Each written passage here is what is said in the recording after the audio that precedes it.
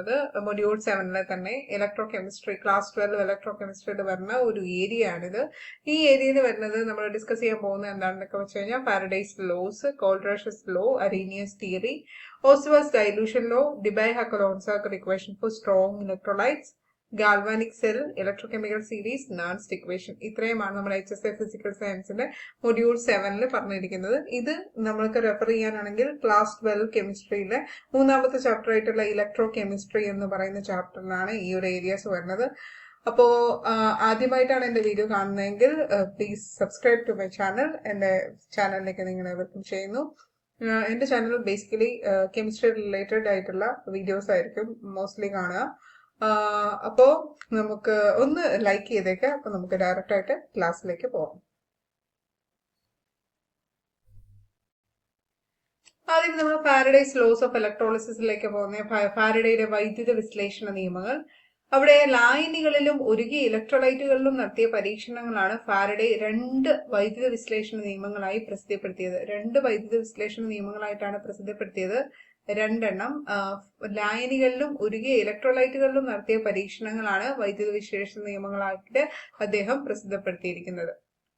അതിലെ 1ാം നിയമം എന്താണെന്ന് നോക്കാം. വൈദ്യുത വിശ്ലേഷണം നടക്കുമ്പോൾ ഏതൊരു ഇലക്ട്രോഡിലും നിക്ഷേപിക്കപ്പെടുന്ന അല്ലെങ്കിൽ സ്വതന്ത്രമാക്കപ്പെടുന്ന പദാർത്ഥത്തിന്റെ അളവ് ഇലക്ട്രോലൈറ്റുകളിലൂടെ കടന്നുപോയ വൈദ്യുതിയുടെ പരിമാണത്തിന് നേരനുപാതത്തിലായിരിക്കും. That is the mass of a substance deposited or liberated at any electrode at an electrode is directly proportional to the quantity of electricity that is Q passed എന്നാണ് 1ാം നിയമം, ഫാരഡേയുടെ 1ാം നിയമം പറയുന്നത്.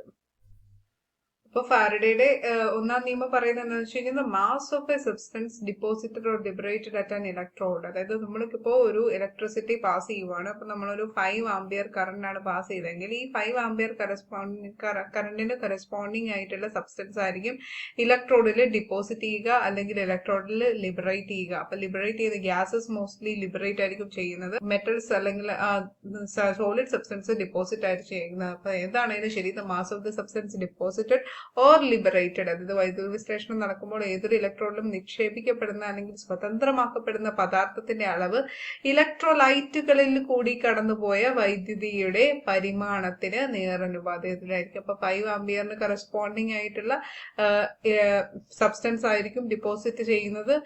അല്ലെങ്കിൽ 10 ആംപിയർ ആണെങ്കിൽ 10 ആംപിയറിന് കറസ്പോണ്ടിങ് ആയിട്ടുള്ള സബ്സ്റ്റൻസ് ആയിരിക്കും deposit ചെയ്യുന്നത്. അപ്പൊ 10 ആംപിയർ ആണെങ്കിൽ കറണ്ട് കൂടുതൽ കൊടുത്തത് കൊണ്ട് എന്ത് സംഭവിക്കും? കൂടുതൽ സബ്സ്റ്റൻസ് ഡിപ്പോസിറ്റ് ചെയ്യും അല്ലെങ്കിൽ ലിബറേറ്റ് ചെയ്യും. 5 ആംപിയർ ആണെങ്കിൽ അതനുസരിച്ച് ഇപ്പൊ കറണ്ട് കൂടുന്നതനുസരിച്ച്, ദാറ്റ് ഈസ് ക്വാണ്ടിറ്റി കൂടുന്നതനുസരിച്ച് directly proportional to mass deposited ആണ് നമ്മുടെ ഫാരഡേയുടെ ഫസ്റ്റ് ലോ ഓഫ് ഇലക്ട്രോളിസിസ് എന്ന് പറയുന്നത്. ഇനി നമുക്ക് സെക്കൻഡ് ലോ ഓഫ് ഇലക്ട്രോളിസിസ് എന്താണെന്ന് നോക്കാം. 2ാം നിയമം പറയുന്നത് തുല്യ അളവ് വൈദ്യുതി വ്യത്യസ്ത ഇലക്ട്രോലൈറ്റുകളുടെ ലായനികളിൽ കൂടി കടന്നു പോകുമ്പോൾ സ്വതന്ത്രമാക്കുന്ന പദാർത്ഥത്തിന്റെ മാസുകൾ അവയുടെ രാശി തുല്യാങ്ക ഭാരങ്ങൾക്ക് ആനുപാതികമായിരിക്കുമെന്നായിരിക്കും സെക്കൻഡ് നിയമം പറയുന്നത്. സെയിം ക്വാണ്ടിറ്റി ഓഫ് ഇലക്ട്രിസിറ്റി, അതായത് ഒരേ ക്വാണ്ടിറ്റിയാണ് നമ്മൾ പാസ് ചെയ്യുന്നത്. സെയിം ക്വാണ്ടിറ്റി ഓഫ് ഇലക്ട്രിസിറ്റി, ഇപ്പൊ ഫോർ എക്സാമ്പിൾ നമ്മൾ 5 ആംപിയർ ഇലക്ട്രിസിറ്റിയാണ് കടത്തിവിടുന്നത് ഇലക്ട്രോലൈറ്റിൽ കൂടി. ഇപ്പൊ ഞാനിപ്പോ ഇലക്ട്രോലൈറ്റിൽ കൂടി കുറച്ചുകൂടെ മനസ്സിലാക്കാൻ വേണ്ടിയിട്ട് എന്റെ കയ്യിൽ ഇപ്പോ NaCl എന്ന് പറയുന്ന ഇലക്ട്രോലൈറ്റ് ഉണ്ട്, സോഡിയം ക്ലോറൈഡ് എന്ന് പറയുന്ന ഇലക്ട്രോലൈറ്റ് ഉണ്ട്. ഈ ഇലക്ട്രോലൈറ്റിൽ കൂടി ഞാൻ 5 ആംപിയർ കറണ്ട് പാസ് ചെയ്യാൻ പോവാണ്. അതേപോലെ തന്നെ when the same quantity of electricity, so ഞാൻ ക്വാണ്ടിറ്റി സെയിം ആക്കി വെച്ചിട്ട് ഞാൻ ഡിഫറെന്റ് ഇലക്ട്രോലൈറ്റ്സിൽ കൂടിയാണ് ഇത് കടത്തി വിടുന്നത്. ഫോർ എക്സാമ്പിൾ എന്റെ കയ്യിൽ വേറൊരു ഇലക്ട്രോലൈറ്റ് ഉണ്ട്, MgCl2 എന്ന് പറയുന്ന ഇലക്ട്രോലൈറ്റ്. പിന്നെ അതുപോലെ തന്നെ വേറൊരു ഇലക്ട്രോലൈറ്റ് ഉണ്ട്, AlCl3 എന്ന് പറയുന്ന ഒരു ഇലക്ട്രോലൈറ്റ് ഉണ്ട്. അങ്ങനെ 3 ഇലക്ട്രോലൈറ്റ് ഉണ്ടെന്ന് വിചാരിക്കുക എന്റെ കയ്യിൽ. എന്നിട്ട് ഞാൻ ഈ ഇലക്ട്രോലൈറ്റ്സിൽ കൂടി ഡിഫറെന്റ് ഇലക്ട്രോലൈറ്റ്സിൽ കൂടി സെയിം എമൗണ്ട് തുല്യ അളവ് വൈദ്യുതി വ്യത്യസ്ത ഇലക്ട്രോലൈറ്റുകളുടെ ലൈനുകളിൽ കൂടി കടത്തി വിടുവാണ്. അപ്പൊ ഈ 5 ആംപിയർ കറണ്ടാണ് ഞാൻ NaCl-ലും MgCl2-ലും AlCl3-ലും കൂടി കടത്തി വിടുന്നതെങ്കിൽ സ്വതന്ത്രമാക്കപ്പെടുന്ന പദാർത്ഥത്തിന്റെ മാസുകൾ, അപ്പൊ ഇവിടെ നമുക്കൊരു സബ്സ്റ്റൻസ് ലിബറേറ്റ് ചെയ്യുമല്ലോ അല്ലെങ്കിൽ ഡിപ്പോസിറ്റ് ചെയ്യുമല്ലോ, ഈ ഇലക്ട്രോഡിൽ ഡിപ്പോസിറ്റ് ചെയ്യുമല്ലോ. അപ്പൊ ഈ ഡിപ്പോസിറ്റ് ചെയ്യുന്ന അല്ലെങ്കിൽ ലിബറേറ്റ് ചെയ്യുന്ന ആ ഒരു സബ്സ്റ്റൻസിന്റെ മാസ്, അതായത് pass through different electrolyte, the masses of the substance liberated or weights, ഇവരുടെ ഇക്വലന്റ് വെയ്റ്റ്സിനെ അല്ലെങ്കിൽ മാസുകൾ അവയുടെ രാസതുല്യാംഗ ഭാരങ്ങൾക്ക് ഈക്വലന്റ് ആയിരിക്കും, ആനുപാതികമായിരിക്കും എന്നാണ് രണ്ടാമത്തെ ലോ പറയുന്നത്. അപ്പൊ ഇവിടെ രാസതുല്യാംഗ ഭാരം എന്ന് പറയുമ്പോൾ ഇവിടെ നമുക്കറിയാം, നമുക്കിവിടെ Na+ ആയിട്ടാണ്. അപ്പൊ 1 ഇലക്ട്രോൺ ആയിരിക്കും ഇവിടെ. അപ്പൊ Na+ + 1 ഇലക്ട്രോൺ ഗീവ്സ് Na എന്ന് പറയുന്നത്. അപ്പൊ ഇവിടെ 1 ഇലക്ട്രോണിന് കറസ്പോണ്ടിങ് ആയിട്ടുള്ള ഭാരം, ദാറ്റ് ഈസ് N×F ആയിരിക്കും നമ്മൾ ഇവിടെ കൊടുക്കുന്നത്, ഡിപ്പോസിറ്റ് ചെയ്യുന്നത്. അങ്ങനെ ഇവിടെയാണെങ്കിൽ Mgcl2 എന്ന് പറയുമ്പോൾ Mg2+ + 2 ഇലക്ട്രോൺ ആയിരിക്കും ഇവിടെ. അപ്പൊ 2 ഇലക്ട്രോണിന് കറസ്പോണ്ടിങ് ആയിട്ടുള്ള ക്വാണ്ടിറ്റി ആയിരിക്കും ഡിപ്പോസിറ്റ് ചെയ്യുന്നത്. ഇവിടെയാണെങ്കിൽ Al3+ ആണുള്ളത്. So Al3+ + 3 electron. അപ്പൊ 3 ഇലക്ട്രോണിന് കറസ്പോണ്ടിങ് ആയിട്ടുള്ള ക്വാണ്ടിറ്റി ഓഫ് ഇലക്ട്രിസിറ്റി ക്വാണ്ടിറ്റി ചെയ്യുന്നത്. അതായത് അവരുടെ വെയിറ്റിന് ഇക്വലന്റ് വെയിറ്റ്സിന് പ്രൊപ്പോർഷണൽ ആയിട്ടായിരിക്കും അവിടെ സബ്സ്റ്റൻസ് ഡിപ്പോസിറ്റ് ചെയ്യപ്പെടുന്നത് എന്നാണ് രണ്ടാം നിയമത്തിൽ പറയുന്നത്. സോ തുല്യ അളവ് വൈദ്യുതി വ്യത്യസ്ത ഇലക്ട്രോലൈറ്റുകളുടെ ലായനികളിൽ കൂടി കടന്നു പോകുമ്പോൾ സ്വതന്ത്രമാക്കപ്പെടുന്ന പദാർത്ഥത്തിന്റെ മാസുകൾ അവയുടെ രാസതുല്യാംഗ ഭാരങ്ങൾക്ക് ആനുപാതികമായിരിക്കും. അപ്പൊ ഇവിടെ 2 ഇലക്ട്രോൺ ആണെങ്കിൽ 2 ഇലക്ട്രോണിന് കറസ്പോണ്ടിങ് ആയിട്ടുള്ള സബ്സ്റ്റൻസ് ഡിപ്പോസിറ്റ് ചെയ്യും. ക്ലിയർ? അതാണ് രണ്ടാം നിയമം പറയുന്നത്. അദ്ദേഹത്തിന്റെ പരീക്ഷണ സമയത്ത് സ്ഥിര വൈദ്യുത സ്രോതസ്സുകൾ ലഭ്യമായിരുന്നില്ല. സോ ഇദ്ദേഹം ഈ ഒരു പരീക്ഷണങ്ങളൊക്കെ നടത്തിയത് എന്നാണ് വെച്ചാൽ, പരീക്ഷണങ്ങളൊക്കെ നടത്തിയത് 1837-ലാണ്. പരീക്ഷണങ്ങളൊക്കെ നടത്തിയത് 1837-കളിലാണ്. അപ്പൊ ആ സമയത്ത് ഈ പറയുന്ന സ്ഥിര സ്രോതസ്സുകൾ തന്നെ അദ്ദേഹം വൈദ്യുതിയുടെ അളവ് കണ്ടുപിടിക്കാൻ വേണ്ടിയിട്ട് കൂളോമീറ്റർ ഉപയോഗിച്ചിരുന്ന മീറ്റർ കൂളോമീറ്റർ ആയിരുന്നു. എക്യുപ്മെന്റ് കൂളോമീറ്റർ ആയിരുന്നു. സെല്ലിൽ കൂടെ കടന്നു പോകുന്ന വൈദ്യുതിയുടെ അളവ് കണ്ടുപിടിക്കുന്നതിനുള്ള സമവാക്യം Q = IT എന്ന് പറയുന്ന സമവാക്യമാണ്. അവിടെ Q എന്ന് പറയുന്നത് quantity of electricity passed through the electrolyte എന്ന് പറയുന്നത്, I എന്ന് പറയുന്നത് കറന്റ് ആണ്. അതുപോലെ തന്നെ T എന്ന് പറയുന്നത് ടൈം, അത് യൂണിറ്റ് സെക്കൻഡ് ആണ്. ക്ലിയർ?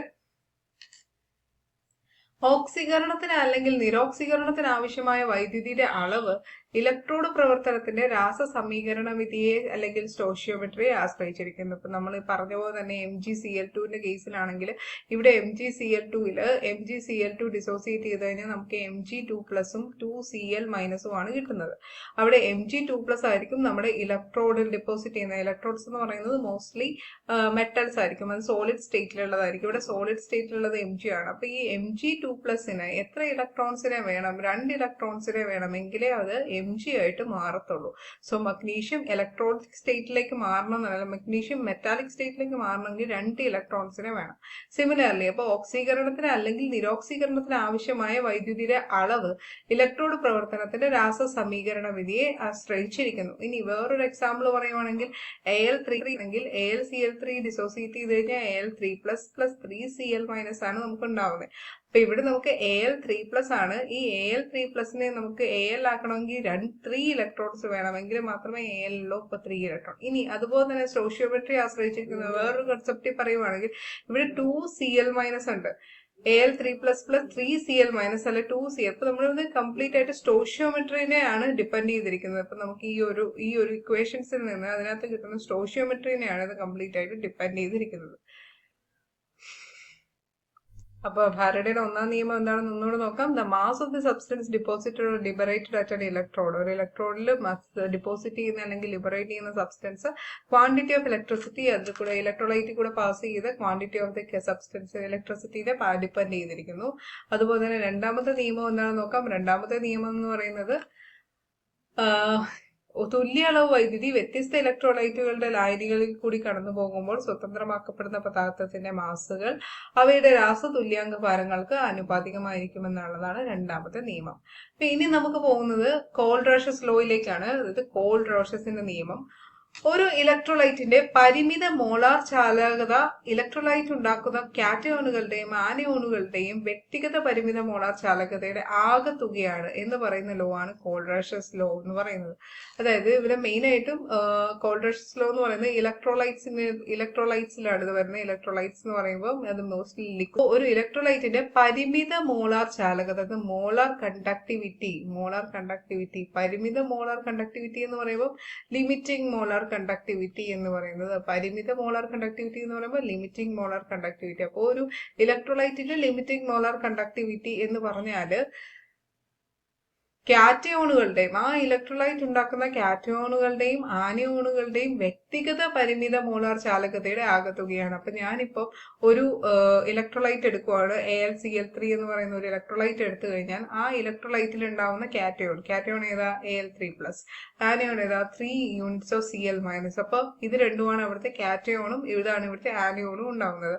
അപ്പോ ഒരു ഇലക്ട്രോലൈറ്റിന്റെ പരിമിത മോളാർ ചാലകത, അപ്പൊ λ0 ഓഫ് AlCl3 എന്ന് പറയുന്നത് λ0 ഓഫ് Al3+, അതായത് കാറ്റയോണിന്റെ λ0 പ്ലസ് 3 ഇൻറ്റു 3 യൂണിറ്റ് ഉണ്ട്, 3 ഇൻറ്റു λ0 പരിമിത യൂണിറ്റുകളുടെ കാറ്റയോണുകളുടെയും ആനയോണുകളുടെയും വ്യക്തിഗത പരിമിത മോളാർ ചാലകതയുടെ ആകെത്തുകയാണ് എന്ന് പറയുന്ന റോ ആണ് കോൾഡ്-റാഷസ് ലോ എന്ന് പറയുന്നത്.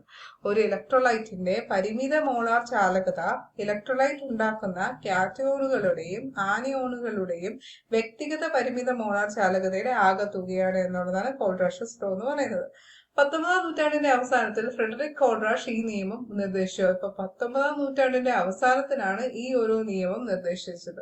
ഇത് ദുർബല ഇലക്ട്രോലൈറ്റുകളുടെ പരിമിത മോളാർ ചാലകത, അതായത് വീക്ക് ഇലക്ട്രോലൈറ്റ്സിന്റെ പരിമിത മോളാർ ചാലകത കണ്ടുപിടിക്കാൻ വേണ്ടിയിട്ടാണ് ഇത് മെയിൻ ആയിട്ട് യൂസ് ചെയ്യുന്നത്. അതുപോലെ തന്നെ വീക്ക് ഇലക്ട്രോലൈറ്റ്സിന്റെ പരിമിത മോളാർ ചാലകത, molar conductivity at infinite dilution, പിന്നെ വിഘടിക്കലിന്റെ അളവ്, അതായത് ഡിഗ്രി ഓഫ് ഡിസോസിയേഷൻ കണ്ടുപിടിക്കാൻ, പിന്നെ വിഘടന സ്ഥിരാങ്കം, അതായത് ഡിസോസിയേഷൻ കോൺസ്റ്റന്റ് കണ്ടുപിടിക്കാൻ എന്നിവ കണക്കാക്കാൻ വേണ്ടി ഉപയോഗിക്കുന്നു. അപ്പം 3 കാര്യങ്ങളാണ് മെയിനായിട്ടും ഈ കോൾഡ്-റാഷസ് ലോ ഉപയോഗിക്കുന്നത് കണ്ടുപിടിക്കാൻ വേണ്ടിയിട്ട്. ഒന്നാമത്തേത് λ0m കണ്ടുപിടിക്കാൻ ഉപയോഗിക്കുന്നു, പിന്നെ alpha dissociation, degree of dissociation കണ്ടുപിടിക്കാൻ ഉപയോഗിക്കുന്നു, പിന്നെ ഡിസോസിയേഷൻ കോൺസ്റ്റന്റ് K കണ്ടുപിടിക്കാൻ വേണ്ടിയിട്ട് ഉപയോഗിക്കുന്നു.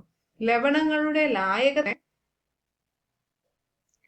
ഈ നിയമം ഉപയോഗിക്കുന്നു. ലായകത, അതായത് സോല്യൂബിലിറ്റി മെഷർ ചെയ്യാനും ഈ ഒരു കോൾഡ്-റാഷസിന്റെ നിയമം ഉപയോഗിക്കുന്നു. അപ്പൊ കോൾഡ്-റാഷസിന്റെ നിയമം എന്ന് പറയുമ്പോൾ ഒരു ഇലക്ട്രോലൈറ്റിന്റെ പരിമിത മോളാർ ചാലകത ഇലക്ട്രോലൈറ്റ് ഉണ്ടാക്കുന്ന കാറ്റയോണുകളുടെയും ആനയോണുകളുടെയും വ്യക്തിഗത പരിമിത മോളാർ ചാലകതയുടെ ആകെത്തുകയാണ്. അതാണ് കോൾഡ്-റാഷസ് ലോ പറയുന്നത്. ഇനി എന്താണ് മോളാർ കണ്ടക്ടിവിറ്റി അല്ലെങ്കിൽ മോളാർ ചാലകത എന്താണെന്ന് നോക്കാം. ലായനിയിൽ വൈദ്യുതി കടത്തിവിടാനുള്ള ഒരു വസ്തുവിന്റെ കഴിവിന്റെ അളവുകോലാണ് മോളാർ ചാലകത. അപ്പൊ മോളാർ കണ്ടക്ടിവിറ്റി എന്ന് പറഞ്ഞാല് ഒരു ഇലക്ട്രോലൈറ്റ് നമ്മുടെ കയ്യിലുണ്ട്. ഈ ഇലക്ട്രോലൈറ്റ് എന്തുമാത്രം ഇലക്ട്രിസിറ്റി കണ്ടക്ട് ചെയ്യും. ഇപ്പൊ ഫോർ എക്സാമ്പിൾ എന്റെ കയ്യിൽ ഒരു ഇലക്ട്രോലൈറ്റ് ഉണ്ട്. ആ ഇലക്ട്രോലൈറ്റ് ഇപ്പൊ NaCl ആണെങ്കിൽ ഈ NaCl എന്തുമാത്രം, അതായത് അതിന്റെ കപ്പാസിറ്റി എന്തുമാത്രം ഉണ്ടാവും, കണ്ടക്ട് ചെയ്യാൻ, ഇലക്ട്രിസിറ്റി കണ്ടക്ട് ചെയ്യാനായിട്ടുള്ള കപ്പാസിറ്റി എന്തുമാത്രം ഉണ്ടാവുന്നതാണ് മോളാർ കണ്ടക്ടിവിറ്റി എന്ന് പറയുന്നത്. അപ്പൊ മോളാർ എന്ന് പറയുന്ന ടേം ഉള്ളതുകൊണ്ട് തന്നെ 1 മോളാർ സൊല്യൂഷൻ, അത് കോൺസെൻട്രേഷൻ പറയുന്നുണ്ട്, 1 മോളാർ സൊല്യൂഷൻ കടത്തിവിടുന്ന ഇലക്ട്രിസിറ്റിയുടെ കളവുകോലാണ് മോളാർ ചാലകത. അപ്പോൾ 1 മോൾ അടങ്ങിയ ഒരു ലായനിയുടെ ചാലകതയായി ഇത് നിർവചിക്കപ്പെടുന്നു. മോളാർ ചാലകത സാധാരണയായി λm എന്ന ചിഹ്നത്താൽ സൂചിപ്പിക്കപ്പെടുന്നു. അപ്പൊ λm എന്നാണ് ഇത് കാണിക്കുന്നത്. ഇതിന്റെ unit siemens metre square per mole. Siemens metre square per mole ആണ്. മീറ്റർ സ്ക്വയർ പെർ മോൾ ആണ് ഇതിന്റെ യൂണിറ്റ് എന്ന് പറയുന്നത്. Siemens metre square per mole. ഗാഢത കുറയുന്നതനുസരിച്ച് ഒരു ലായനിയുടെ മോളാർ ചാലകത വർദ്ധിക്കുന്നു. അതിപ്പോ കോൺസെൻട്രേഷൻ കൂടുമ്പോൾ മോളാർ കണ്ടക്ടിവിറ്റി എന്ത് സംഭവിക്കും? മോളാർ കണ്ടക്ടിവിറ്റി കുറയും. അല്ലെങ്കിൽ എന്ത് സംഭവിക്കും? ഡൈല്യൂഷൻ കൂടുമ്പോൾ λm കൂടും. അങ്ങനെ നമുക്ക് പറയാം. അതായത് കോൺസെൻട്രേഷൻ കൂടുമ്പോൾ, ഗാഢത കൂടുമ്പോൾ, കാരണം നമുക്ക് ആകെ കൂടി 1 മോൾ സൊല്യൂഷന്റെ കണ്ടക്ടിവിറ്റി ആണ്. അപ്പൊ കോൺസെൻട്രേഷൻ കൂടി കഴിയുമ്പോൾ അതിനകത്തുള്ള സൊല്യൂട്ട്സിന്റെ പാർട്ടിക്കിൾസ് കൂടും. അപ്പൊ കണ്ടക്ടിവിറ്റി, അതായത് കണ്ടക്ടിവിറ്റി എങ്ങനെയാണ്? ഇലക്ട്രോൺസ് മൂവ് ചെയ്യുമ്പോഴാണല്ലോ കണ്ടക്ടിവിറ്റി. അപ്പൊ സൊല്യൂഷൻസിന്റെ പാർട്ടിക്കിൾസ് കൂടി കഴിയുമ്പോൾ അതിന് കണ്ടക്ട് ചെയ്യാനായിട്ടുള്ള കപ്പാസിറ്റി കുറയും. അപ്പൊ λm കുറയും. അല്ലെങ്കിൽ ഡൈല്യൂഷൻ കൂടുമ്പോൾ, അതിന്റെ നേരെ ഓപ്പോസിറ്റ് ആണ്, ഡൈല്യൂഷൻ കൂടുമ്പോൾ λm കൂടും. ഇലക്ട്രോലൈറ്റിന്റെ 1 മോളിൽ അടങ്ങിയിരിക്കുന്ന മൊത്തം വോളിയം വർദ്ധിക്കുന്നതാണ് മോളാർ ചാലകതയിലെ ഈ വർധനവ്. അപ്പം ഇലക്ട്രോലൈറ്റിന്റെ 1 മോളിൽ അടങ്ങിയിരിക്കുന്ന മൊത്തം വോളിയം വർദ്ധിക്കുന്നതാണ് മോളാർ ചാലകതയുടെ ഈ വർധനവ്. ഗാഢത കോൺസെൻട്രേഷൻ കുറയുമ്പോൾ λm കൂടുന്നതിന് കാരണം അതിനകത്തുള്ള വോളിയം വർദ്ധിക്കുന്നത് കൊണ്ടാണ് മോളാർ കോൺസെൻട്രേഷൻ കൂടുന്നത്, മോളാർ കണ്ടക്ടിവിറ്റി കൂടുന്നത്. ഇലക്ട്രോലൈറ്റ് ഗാഢത 0 മോളാർ ചാലകത പരിമിത മോളാർ ചാലകത എന്ന് വിളിക്കുന്നു. അപ്പൊ λ0m എന്ന് പറയുമ്പം ഇവിടുത്തെ ഇലക്ട്രോലൈറ്റിന്റെ കോൺസെൻട്രേഷൻ നിയർലി നമുക്ക് എന്ത് പറയാം? ഇലക്ട്രോലൈറ്റിന്റെ concentration of electrolyte is approaching to 0. Concentration of electrolyte 0 ആയിട്ട് അപ്രോച്ച് ചെയ്യുമ്പോഴാണ് നമുക്കതിനെ λ0m അല്ലെങ്കിൽ പരിമിത മോളാർ ചാലകത എന്ന് വിളിക്കാൻ പറ്റുന്നത്. മോളാർ ചാലകതയെ അടിസ്ഥാനമാക്കിയുള്ളതാണ് കോൾഡ്-റാഷസിന്റെ നിയമം. നേർപ്പിച്ച ദ്രാവകങ്ങളുടെയും ഇലക്ട്രോലൈറ്റ് ലായനികളുടെയും പഠനത്തിന് ഇത് വ്യാപകമായി ഉപയോഗിക്കുന്നു. നിയമത്തിന്റെ ഫോർമുല എന്താണെന്ന് നോക്കാം. അയോണുകളുടെ ഇൻഡിപെൻഡന്റ് മൈഗ്രേഷൻ നിയമം എന്നും ഇതറിയപ്പെടുന്നു. അപ്പൊ ഇൻഡിപെൻഡന്റ് ലോ ഓഫ് മൈഗ്രേഷൻ എന്നും അറിയപ്പെടുന്നു. ഇൻഡിപെൻഡന്റ് ലോ ഓഫ് മൈഗ്രേഷൻ എന്നും അറിയപ്പെടുന്നു കോൾഡ്-റാഷസ് ലോ എന്ന് പറയുന്നത്. അപ്പൊ ഇവിടെ കോൾഡ്-റാഷസിന്റെ അനന്തമായ നേർപ്പിക്കലിൽ വിഘടനം പൂർത്തിയാകുമ്പോൾ ഓരോ അയോണും ഇലക്ട്രോലൈറ്റിന്റെ തത്തുല്യ ചാലകതയ്ക്ക് ഒരു നിശ്ചിത സംഭാവന നൽകുന്നു. മറ്റൊരു വിധത്തിൽ പറഞ്ഞാൽ അനന്തമായ നേർപ്പിക്കലിൽ ഒരു ഇലക്ട്രോലൈറ്റിന്റെ ഇക്വലന്റ് ചാലകത വ്യക്തിഗത അയണുകളുടെ ചാലകതയുടെ ആകെത്തുകയ്ക്ക് തുല്യമാണ്. അതായത് law of independent law of migration അല്ലെങ്കിൽ law of independent migration λ0m എന്ന് പറയുന്നത് it is the sum of എന്തിന്റെയൊക്കെ അയോണുകൾ. അപ്പൊ അയോണുകൾ എന്ന് പറയുമ്പോൾ നമുക്ക് കാറ്റയോൺ ഉണ്ട്. കാറ്റയോൺ ആകുമ്പോൾ നമുക്ക് λ പ്ലസ് എന്നിടാം. λ പ്ലസും അതുപോലെ തന്നെ ആനയോൺ, അതായത് λ പ്ലസും λ മൈനസും. അപ്പൊ കാറ്റയോൺ, ഇത് ആനിയോൺ. അപ്പൊ ഇതിന്റെ ആകെത്തുകയായിരിക്കും നമ്മുടെ ഇൻഡിപെൻഡന്റ് മൈഗ്രേഷൻ, അതായത് λ∞m of that particular electrolyte. ആ ഒരു ഇലക്ട്രോലൈറ്റിന്റെ ഇൻഫിനിറ്റ് ഡൈലൂഷൻ അല്ലെങ്കിൽ ഇൻഡിപെൻഡന്റ് ലോ ഓഫ് മൈഗ്രേഷൻ അല്ലെങ്കിൽ molar conductivity at infinite dilution എന്ന് പറയുന്നത് ഇതിന്റെ അയോണിന്റെയും കാറ്റയോണിന്റെയും ആനയോണിന്റെയും സമമായിരിക്കും എന്നാണ് പറയുന്നത്. ഇവിടെ λ∞ ഇക്വലന്റ് എന്ന് പറയുന്നത് ഈ ഒരു ഇക്വേഷന്റെ ഡെഫിനിഷനാണ്. അനന്തമായ നേർപ്പിക്കലിലുള്ള മോളാർ ചാലകത. ഇനി λc∞ എന്ന് പറഞ്ഞ അനന്തമായ നേർപ്പിക്കലിലുള്ള കാറ്റയോണിന്റെ ചാലകത. λa∞ എന്ന് പറയുന്ന അനന്തമായ നേർപ്പിക്കലിലുള്ള ആനയോണിന്റെ ചാലകതയാണ്. ഓക്കെ, അപ്പൊ ഇതാണ് കോൾഡ്-റാഷസ് നിയമത്തിന്റെ ഫോർമുല. കോൾഡ്-റാഷസ് നിയമത്തിന്റെ ഫോർമുല എന്ന് പറയുന്നത് ഇതാണ്. കോൾഡ്-റാഷസ് നിയമത്തിന്റെ formula λ∞m is equal to λ plus c, അതായത് കാറ്റയോണിന്റെ മോളാർ കണ്ടക്ടിവിറ്റി പ്ലസ് ആനയോണിന്റെ മോളാർ കണ്ടക്ടിവിറ്റി. ഓക്കെ, അപ്പോൾ ഇത് നമ്മൾ നേരത്തെ ഓൾറെഡി ഡിസ്കസ് ചെയ്തതാണ്. ഇനിയുള്ളത് കോൾഡ്-റാഷസ് നിയമത്തിന്റെ ഉപയോഗങ്ങൾ എന്തൊക്കെയാണെന്ന് നോക്കാം. യൂസസ് ഓഫ് കോൾഡ്-റാഷസ് ലോ, ഇത് നമ്മൾ ഓൾറെഡി പറഞ്ഞതാ. എങ്കിലും ഒരു ഇലക്ട്രോലൈറ്റിന്റെ ഡിസോസിയേഷൻ കോൺസ്റ്റന്റ് കണ്ടുപിടിക്കുന്നത്, അതായത് Ka വേണ്ടിയിട്ട് നമുക്ക് ഉപയോഗിക്കാം. പിന്നെ ദുർബലമായ ഇലക്ട്രോലൈറ്റിന്റെ പരിമിത മോളാർ ചാലകത, അതായത് λ∞m ഓഫ് വീക്ക് ഇലക്ട്രോലൈറ്റ് കണ്ടുപിടിക്കാൻ വേണ്ടിയിട്ട് നമുക്ക് കോൾഡ്-റാഷസ് ലോ ഉപയോഗിക്കാം.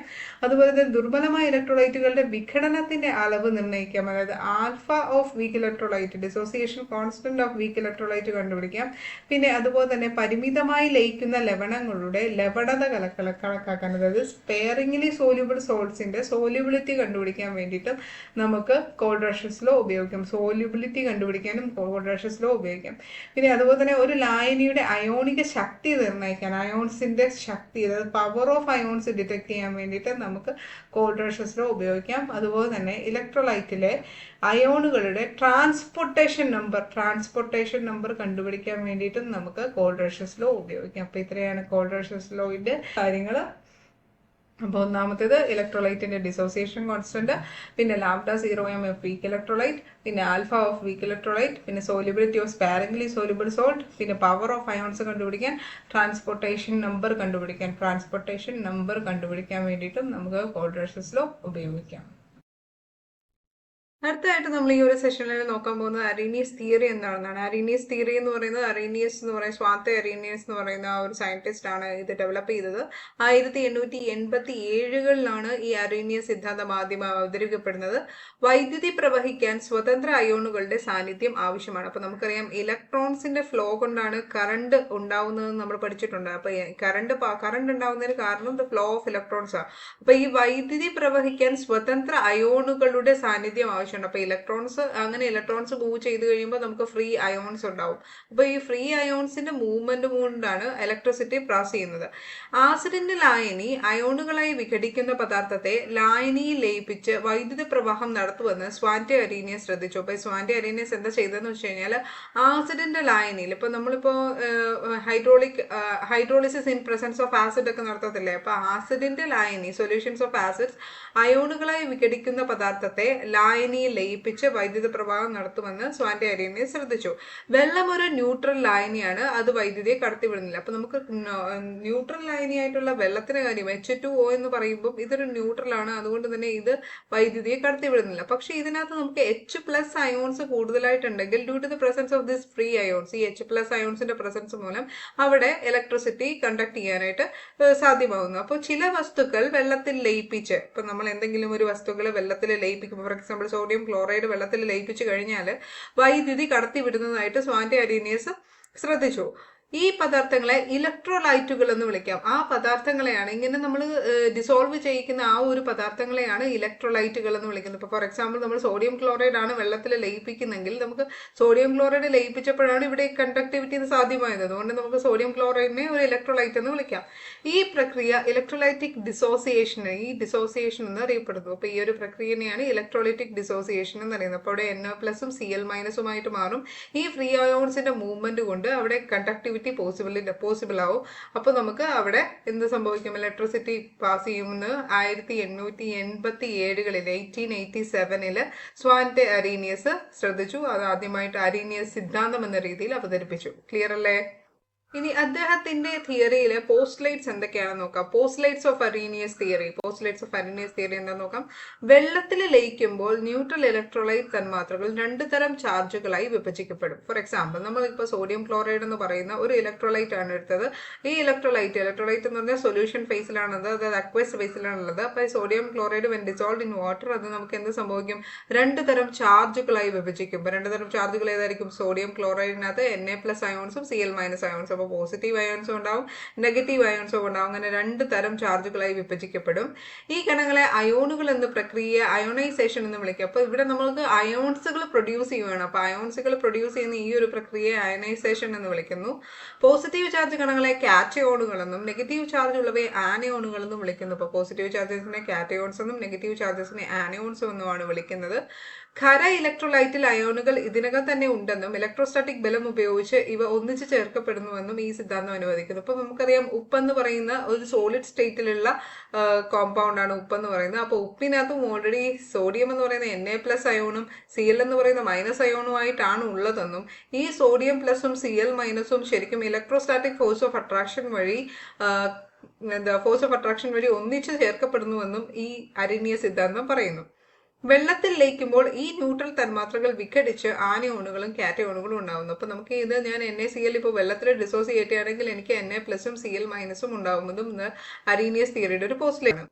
ഇവിടെ നോക്കി, ഇവിടെ Na+ഉം Cl- അതുപോലെ തന്നെ നമ്മളിത് ഇക്വിലിബ്രിയം സ്റ്റേറ്റിലാണ്. ഈ ഒരു ഇക്വിലിബ്രിയം ആരോ ആണ് ഇട്ടിരിക്കുന്നത്, റിവേഴ്സിബിൾ ആരോ ആണ് ഇട്ടിരിക്കുന്നത്. അപ്പോൾ ആ ടൈം മുമ്പോട്ട് പോകുന്ന അനുസരിച്ച് സോഡിയം ക്ലോറൈഡ് എന്ത് ചെയ്യും? ഡിസോസിയേറ്റ് ചെയ്ത് Na+ അയോണും Cl- അയോണും ആവുകയും തിരിച്ച് ഈ Na+ ion Cl- ion combine ചെയ്ത് NaCl ആവുകയും ചെയ്യും. അതായത് ലായനിയിൽ അടങ്ങിയിരിക്കുന്ന അയനുകൾ ന്യൂട്രൽ തന്മാത്രകൾ രൂപപ്പെടാൻ നിരന്തരം വീണ്ടും ഒന്നിക്കുകയും അങ്ങനെ അവിടെ വിഘടിക്കാത്ത അയോണുകൾസ് തിരിച്ചു വീണ്ടും NaCl എന്നുള്ളത് Na+ഉം Cl- Na+ഉം Cl- NaCl ആയിട്ടും കൺവേർട്ട് ചെയ്യുന്നു. ഇന്റർ കൺവേർട്ടബിൾ ആണെന്നാ പറയുന്നത്. നമുക്കൊരു ജനറൽ റിയാക്ഷൻ എടുക്കുവാണെങ്കിൽ ഇപ്പൊ AB എന്ന് പറയുന്ന ഒരു കോമ്പൗണ്ട് അല്ലെങ്കിൽ ഒരു ഇലക്ട്രോലൈറ്റ് എന്ന് പറയുന്ന ആള് ഇപ്പൊ വെള്ളത്തിൽ ഡിസോൾവ് ചെയ്യുമ്പോൾ A+ഉം B- എന്ന് പറയുന്ന കാറ്റയോണും ആനയോണും ആയിട്ട് മാറും. എവിടെയാണോ ഇക്വിലിബ്രിയം ഉള്ളത് അവിടെ നമുക്ക് law of mass action apply ചെയ്യാം അല്ലെ? അപ്പൊ law of mass action apply ചെയ്യുമ്പോൾ നമുക്ക് എങ്ങനെ വരും? ഇവിടുത്തെ ഇക്വിലിബ്രിയം കോൺസ്റ്റന്റ് K എന്ന് പറയുന്നത് concentration of the product divided by concentration of the reactant. അപ്പോൾ the product എന്താ? A+ഉം B-. അപ്പോൾ concentration of A+ plus concentration of B- divided by concentration of AB എന്ന് എഴുതാം. പറ്റുമല്ലോ? ഇനി ഇവിടുത്തെ ഈ K നമ്മൾ വിളിക്കുന്ന പേരാണ് ഡിസോസിയേഷൻ കോൺസ്റ്റന്റ്. അപ്പൊ നമ്മൾ എവിടെയാണ് നമ്മൾ പഠിച്ചത്? ഇക്വിലിബ്രിയം കോൺസ്റ്റന്റ് എന്നായിരുന്നു. എവിടെയാണ് പഠിച്ചത്? ഇക്വിലിബ്രിയം എന്ന് പറയുന്ന ചാപ്റ്ററിൽ. ഇവിടെ ആകുമ്പോൾ നമുക്ക് എന്താ പറയാം? Dissociation constant. അത് അവിടെ അയണൈസേഷൻ നടത്തുമോ അല്ലെ ഡിസോസിയേഷൻ നടത്തുമോ? അപ്പൊ നമ്മൾ ഡിസോസിയേഷൻ കോൺസ്റ്റന്റ് എന്ന് വിളിക്കുന്നു. ചാർജ് ചെയ്ത അയോണുകൾ വിപരീതമായി ചാർജ് ചെയ്ത ഇലക്ട്രോണിലേക്ക് ലായനിയിലൂടെ സ്വതന്ത്രമായി നീങ്ങുന്നു. അപ്പൊ നമുക്കറിയാം ഈ ഇലക്ട്രോഡ്സ് നമ്മൾ എവിടെയാണ് സെറ്റ് ചെയ്തേക്കുന്നത്? നമുക്ക് ഇവിടെ ഇങ്ങനെ ഒരു ബീക്കർ ഉണ്ടെങ്കിൽ ആ ബീക്കറിനകത്ത് നമ്മൾ ഇലക്ട്രോലൈറ്റ്സ് എടുത്ത് വെച്ചിരിക്കുകയാണ്. ആ ഇലക്ട്രോലൈറ്റ്സിനകത്ത് നമ്മൾ ഒരു ഇലക്ട്രോഡ് ഡിപ്പ് ചെയ്ത് വെച്ചിരിക്കുകയാണ് അല്ലെ? നമ്മൾ ഇലക്ട്രോ കെമിസ്ട്രിയിൽ പഠിക്കുന്ന ആദ്യത്തെ കാര്യം എന്ന് പറയുന്നത് ഇതാണ്. ഗാൽവാനിക് സെല്ലാണ് പഠിക്കുന്നത്. അപ്പൊ electrodes are kept in electrolytic solution, electrolyte സൊല്യൂഷനകത്ത്. അപ്പൊ ഇവിടെ നമ്മൾ ഇലക്ട്രോലൈറ്റ് എന്ന് പറയുന്നത് സോഡിയം ക്ലോറൈഡിന്റെ അക്വസ് സൊല്യൂഷൻ ആണെങ്കിൽ ഇവിടുത്തെ ഇലക്ട്രോഡ് എന്ന് പറയുന്നത് സോഡിയം എന്ന് പറയുന്ന ഇലക്ട്രോഡ് ആയിരിക്കും. അതായത് മെറ്റൽ ആയിരിക്കും ഇലക്ട്രോഡ്, അതിന്റെ തന്നെ ഇലക്ട്രോളിറ്റിക് സൊല്യൂഷനകത്തായിരിക്കും ഡിപ്പ് ചെയ്ത് വെച്ചിരിക്കുന്നത്. അപ്പോൾ ഇവിടെ ചാർജ് ചെയ്ത അയോണുകൾ വിപരീതമായി ചാർജ് ചെയ്ത ഇലക്ട്രോഡിലേക്ക് ലായനിയിലൂടെ സ്വതന്ത്രമായി നീങ്ങുന്നു. അപ്പൊ നമുക്കിവിടെ രണ്ട് ബീക്കർ ഉണ്ട്. രണ്ട് ബീക്കറിനകത്തും പോസിറ്റീവ്ലി ചാർജ്ഡ് സ്പീഷീസ് നെഗറ്റീവ് സൈഡിലേക്കും, അതായത് നമുക്കൊരു കാറ്റയോൺ, ഒരു കാഥോഡും ഉണ്ട്, ആനോഡും ഉണ്ട്. അപ്പൊ കാഥോഡിന്റെ ചാർജ് എന്ന് പറയുന്നത് നെഗറ്റീവും ആനോഡിന്റെ ചാർജ് എന്ന് പറയുന്നത് പോസിറ്റീവ് ആയിരിക്കും. അപ്പൊ നമുക്കിത് ഓപ്പോസിറ്റ് ഡയറക്ഷനിലേക്ക് നീങ്ങും. ഇതിനെ അയോണുകൾ മൈഗ്രേഷൻ എന്ന് വിളിക്കുന്നതിനെ നമ്മൾ അയോണുകളുടെ മൈഗ്രേഷൻ എന്ന് വിളിക്കുന്നു. അപ്പൊ നമുക്ക് ഇലക്ട്രോഡിന്റെ ഓപ്പോസിറ്റ് ഇലക്ട്രോഡ്സിലേക്ക് ഈ അയോൺസ് ട്രാൻസ്ഫർ ചെയ്യുന്നതിനെ നമുക്ക് മൈഗ്രേഷൻ ഓഫ് അയോൺസ് എന്ന് വിളിക്കാം. അയോണുകളുടെ ഈ ചലനം ഇലക്ട്രോലൈറ്റുകൾ വഴി വൈദ്യുത പ്രവാഹം ഉണ്ടാകുന്നു. അപ്പൊ ഇങ്ങനെയുള്ള ഈ മൂവ്മെന്റ് ഓഫ് അയോൺസ് വഴി അവിടെ എന്ത് ചെയ്യും? ഇലക്ട്രിസിറ്റി പ്രൊഡ്യൂസ് ചെയ്യും, വൈദ്യുത പ്രവാഹം ഉണ്ടാകുന്നു. ഇത് ഇലക്ട്രോലൈറ്റുകളുടെ ചാലകതയെയും വൈദ്യുത വിശ്ലേഷണത്തിന്റെ പ്രതിഭാസത്തെയും വിശദീകരിക്കുന്നു. അപ്പൊ ഇതാണ് why electrolytes are conducting in nature. Electrolytes conducting ആണ് എന്ന് പറയുന്നതിന്റെയും പിന്നെ അതുപോലെ തന്നെ വൈദ്യുത വിശ്ലേഷണത്തിന്റെയും പ്രതിഭാസത്തെ വിശദീകരിക്കും. നമ്മൾ ഓൾറെഡി ഫാരഡേയുടെ ഇലക്ട്രോളിസിന്, വൈദ്യുത വിശ്ലേഷണത്തിന്, ഫാരഡേസ് ലോസ് ഓഫ് ഇലക്ട്രോളിസിസ് കഴിഞ്ഞ് പഠിച്ചിരുന്നു. അപ്പോൾ ആ ഇലക്ട്രോലൈറ്റുകളുടെ ചാലകതയും വൈദ്യുത വിശ്ലേഷണത്തിന്റെ പ്രതിഭാസത്തെയും ഒക്കെ വിശദീകരിക്കുന്നത് ഈ അറീനിയസ് തിയറിയിലെ പോസ്റ്റുലേറ്റ്സ്, അറീനിയസ് തിയറിയാണ്. ഇനി രണ്ട് തരം ഇലക്ട്രോലൈറ്റുകളാണുള്ളത്, strong electrolytes and weak electrolytes. അപ്പൊ സ്ട്രോങ് ഇലക്ട്രോലൈറ്റ്സ് എന്ന് പറഞ്ഞാൽ പൂർണ്ണമായും പോസിറ്റീവ് അല്ലെങ്കിൽ നെഗറ്റീവ് ചാർജുകളുടെ അയോണുകളായി വിഘടിക്കുന്നവയാണ് സ്ട്രോങ് ഇലക്ട്രോലൈറ്റ്സ് എന്ന് പറയുന്നത്. സ്ട്രോങ് ഇലക്ട്രോലൈറ്റ്സ് എന്ന് പറയുമ്പോൾ ഫോർ എക്സാമ്പിൾ നമ്മളിപ്പം NaOH എന്ന് പറയുന്ന ഒരു ഇലക്ട്രോലൈറ്റ് എടുക്കുവാണ്, NaOH അക്വസ് NaOH എന്ന് പറയുന്ന ഇലക്ട്രോലൈറ്റ് എടുത്തു കഴിഞ്ഞാൽ അത് കംപ്ലീറ്റ് ആയിട്ട് പോസിറ്റീവ് അയോണും അതുപോലെ തന്നെ നെഗറ്റീവ് അയോണുമായിട്ട് ഡിസോസിയേറ്റ് ചെയ്യും. അതായത് Na+ അയോണും അതുപോലെ തന്നെ OH- അയോണുമായിട്ട് ഡിസോസിയേറ്റ് ചെയ്യുകയാണെങ്കിൽ we can call it strong electrolyte. അപ്പോൾ ഇവിടെ സ്ട്രോങ് ഇലക്ട്രോലൈറ്റ് എന്ന് പറയുന്നത് വെള്ളത്തിൽ ലയിക്കുമ്പോൾ പൂർണ്ണമായും പോസിറ്റീവ് ചാർജ് അല്ലെങ്കിൽ നെഗറ്റീവ് ചാർജുകളുടെ അയോണുകളായി വിഘടിക്കുന്നവയാണ് സ്ട്രോങ് ഇലക്ട്രോലൈറ്റ്സ് എന്ന് വിളിക്കുന്നത്. ഉൽപ്പാദിപ്പിക്കുന്ന കാറ്റയോണുകളുടെയും ആനയോണുകളുടെയും എണ്ണം ഇലക്ട്രോലൈറ്റിന്റെ ഫോർമുലയിലുള്ളവയ്ക്ക് തുല്യമാണ്. ഇപ്പൊ ഫോർ എക്സാമ്പിൾ ഇവിടെ നോക്കി Al2SO4 ത്രൈസിനകത്ത് 2 അലുമിനിയം ആറ്റവും 3 SO4 2- എന്ന് പറയുന്ന അയോണും ഉണ്ട്. ഓക്കെ, അപ്പൊ ഇവിടെ 2 അലുമിനിയം ആറ്റമാണ് ഉള്ളത്. ഇവിടെ അലുമിനിയത്തിന്റെ പോസിറ്റീവ് ചാർജ് എന്ന് പറയുന്നത് ഇവിടെ 3 ആണ്. സോ ഇവിടെ അലുമിനിയത്തിന്റെ ചാർജ് വരുന്നത് Al3+ ആണ്. ഇവിടെ 2 ആണ്. സോ SO4ന്റെ ചാർജ് എന്ന് പറയുന്നത് 2-. പക്ഷെ ഇവിടെ എത്ര അലുമിനിയം ആറ്റം ഉണ്ട്? 2 അലുമിനിയം ആറ്റവും. എത്ര SO4 പാർട്ട് ഉണ്ട്? SO4 2- പാർട്ട് ഉണ്ട്. 3 SO4 2- എന്ന് പറയുന്ന ആനയോണും ഉണ്ട്. ഓക്കെ, അപ്പൊ ഇവിടെ 2 Al3+ ആണുള്ളത്. സോ 2 Al3++ ഇവിടെ 3 SO4 2- ആണുള്ളത്. സോ 3 SO4 2- ഫോം ചെയ്യുന്നുണ്ട്. മനസ്സിലായല്ലോ അല്ലെ? അല്ലാന്നുണ്ടെങ്കിൽ നമ്മൾക്ക് how to write the chemical formula എന്ന് പറഞ്ഞാൽ നമ്മൾ ഓൾറെഡി ഒരു വീഡിയോ അപ്ലോഡ് ചെയ്തിട്ടുണ്ട്. അത് ഞാനിവിടെ ഐ ബട്ടണിൽ കൊടുത്തേക്കാം. ഓക്കെ, ഇനി അടുത്തത് NaCl, KCl, AgNO3, NaCl, KCl, AgNO3 മുതലായവ ശക്തമായ ഇലക്ട്രോലൈറ്റുകളുടെ ചില ഉദാഹരണങ്ങളാണ്. അപ്പൊ സ്ട്രോങ് ഇലക്ട്രോലൈറ്റ്സിന് കുറച്ച് എക്സാമ്പിൾസ് ഏതൊക്കെയാണെന്ന് ചോദിച്ചാൽ NaCl ഉണ്ട്, KCl ഉണ്ട്, AgNO3 ഉണ്ട്. NaCl, KCl നമ്മുടെ ശരിക്കും പറഞ്ഞു കഴിഞ്ഞാൽ നമ്മുടെ ആസിഡ്സ് എല്ലാം, ആസിഡ്സ് എന്ന് പറഞ്ഞാൽ നമ്മുടെ sulphuric acid, hydrochloric acid, nitric acid, ഇവയെല്ലാം തന്നെ സ്ട്രോങ് ഇലക്ട്രോലൈറ്റ്സിന് എക്സാമ്പിളാണ്. ഇനി അടുത്ത് നമ്മൾ പോകുന്നത് വീക്ക് ഇലക്ട്രോലൈറ്റ്സ് അല്ലെങ്കിൽ ദുർബലമായ ഇലക്ട്രോലൈറ്റ്സ് എന്താണെന്നാണ്. ഇവിടെ ഈ ദുർബലമായ ഇലക്ട്രോലൈറ്റ്സിന്റെ കാര്യത്തിൽ വെള്ളത്തിൽ അയോണുകളായി ഭാഗിക വിഘടനം സംഭവിക്കുകയും വിഘടിച്ച അയോണുകൾക്കും അൺഡിസോസിയേറ്റഡ് ഇലക്ട്രോലൈറ്റ്സിനും തമ്മിലൊരു സന്തുലിതാവസ്ഥ നിലനിൽക്കുകയും ചെയ്യുന്നു. അപ്പോൾ അത് കംപ്ലീറ്റ്ലി ഡിസോസിയേറ്റ് ആവുന്നില്ല. നോക്കിക്കേ, അതായത് ഇവിടെ അയാൾ വേർപെട്ട് പോകുന്നില്ല. CH3, ഇതിപ്പോ നമ്മൾ അസറ്റിക് ആസിഡിന്റെ കേസ് എടുക്കുവാണ്. അസറ്റിക് ആസിഡിന്റെ കേസിൽ CH3CO- H+ ആണ് അവിടുത്തെ കാറ്റയോണും ആനയോണും എന്ന് പറയുന്നത്. അപ്പൊ H+ എന്ന് പറയുന്നത് കാറ്റയോണും CH3CO- എന്ന് പറയുന്നത് ആനയോണും. പക്ഷെ ഇവർക്ക് കംപ്ലീറ്റ് ആയിട്ട് സെപ്പറേറ്റ് ഔട്ട് ചെയ്യാൻ പറ്റുന്നില്ല. അതായത് പാർഷ്യലി ഡിസോസിയേറ്റ് ചെയ്യുന്നുള്ളൂ എങ്കിൽ we can call it as week electrolyte. അതായത് നമ്മൾ വീക്ക് ഇലക്ട്രോലൈറ്റ് എന്ന് പറയുന്നത്. അതായത് അസറ്റിക് ആസിഡ് വെള്ളത്തിൽ ദുർബലമായ ഇലക്ട്രോലൈറ്റ് ആണ്. ഏകീകൃത അസറ്റിക് ആസിഡ് അതല്ലെങ്കിൽ അൺഅയണൈസ്ഡ് അസറ്റിക് ആസിഡ് തന്നെ മാത്രമല്ല ലായനിയിലെ അസറ്റേറ്റ് അയണുകളും പ്രോട്ടോണുകളുമായിട്ട് സന്തുലിത അവസ്ഥയിലാണ്. അപ്പോൾ ഒരു ഇക്വിലിബ്രിയം അറ്റൈൻ ചെയ്ത് അവരിങ്ങൾക്ക് ദേ ആർ പാർഷ്യലി ഡിസോസിയേറ്റഡ്, അവർ കംപ്ലീറ്റ്ലി ഡിസോസിയേറ്റ് ചെയ്യത്തില്ല. ഏത് ഇലക്ട്രോലൈറ്റ്സ്? Week electrolytes. ഇനി അടുത്തതായിട്ട് ഇലക്ട്രോലൈറ്റ് ലായനിയിലെ വൈദ്യുത ചാലകത ലായനിയിലെ അയോണുകളുടെ എണ്ണത്തെ ആശ്രയിച്ചിരിക്കുന്നു. ഇങ്ങനെ ഒരു ഇലക്ട്രോലൈറ്റിന്റെ വിഘടനത്തിന്റെ അളവ് അത് ശക്തമായ ഇലക്ട്രോലൈറ്റ് ആണോ ദുർബലമാണോ എന്ന് നിർണ്ണയിക്കുന്നു. അപ്പൊ നമുക്കിവിടെ CH3COH എന്ന് പറഞ്ഞു കഴിയുമ്പോൾ ഇപ്പൊ നമ്മളെ എന്താണ് വീക്ക് ഇലക്ട്രോലൈറ്റ് അല്ലെ ദുർബലമായ ഇലക്ട്രോലൈറ്റ് ആണ്.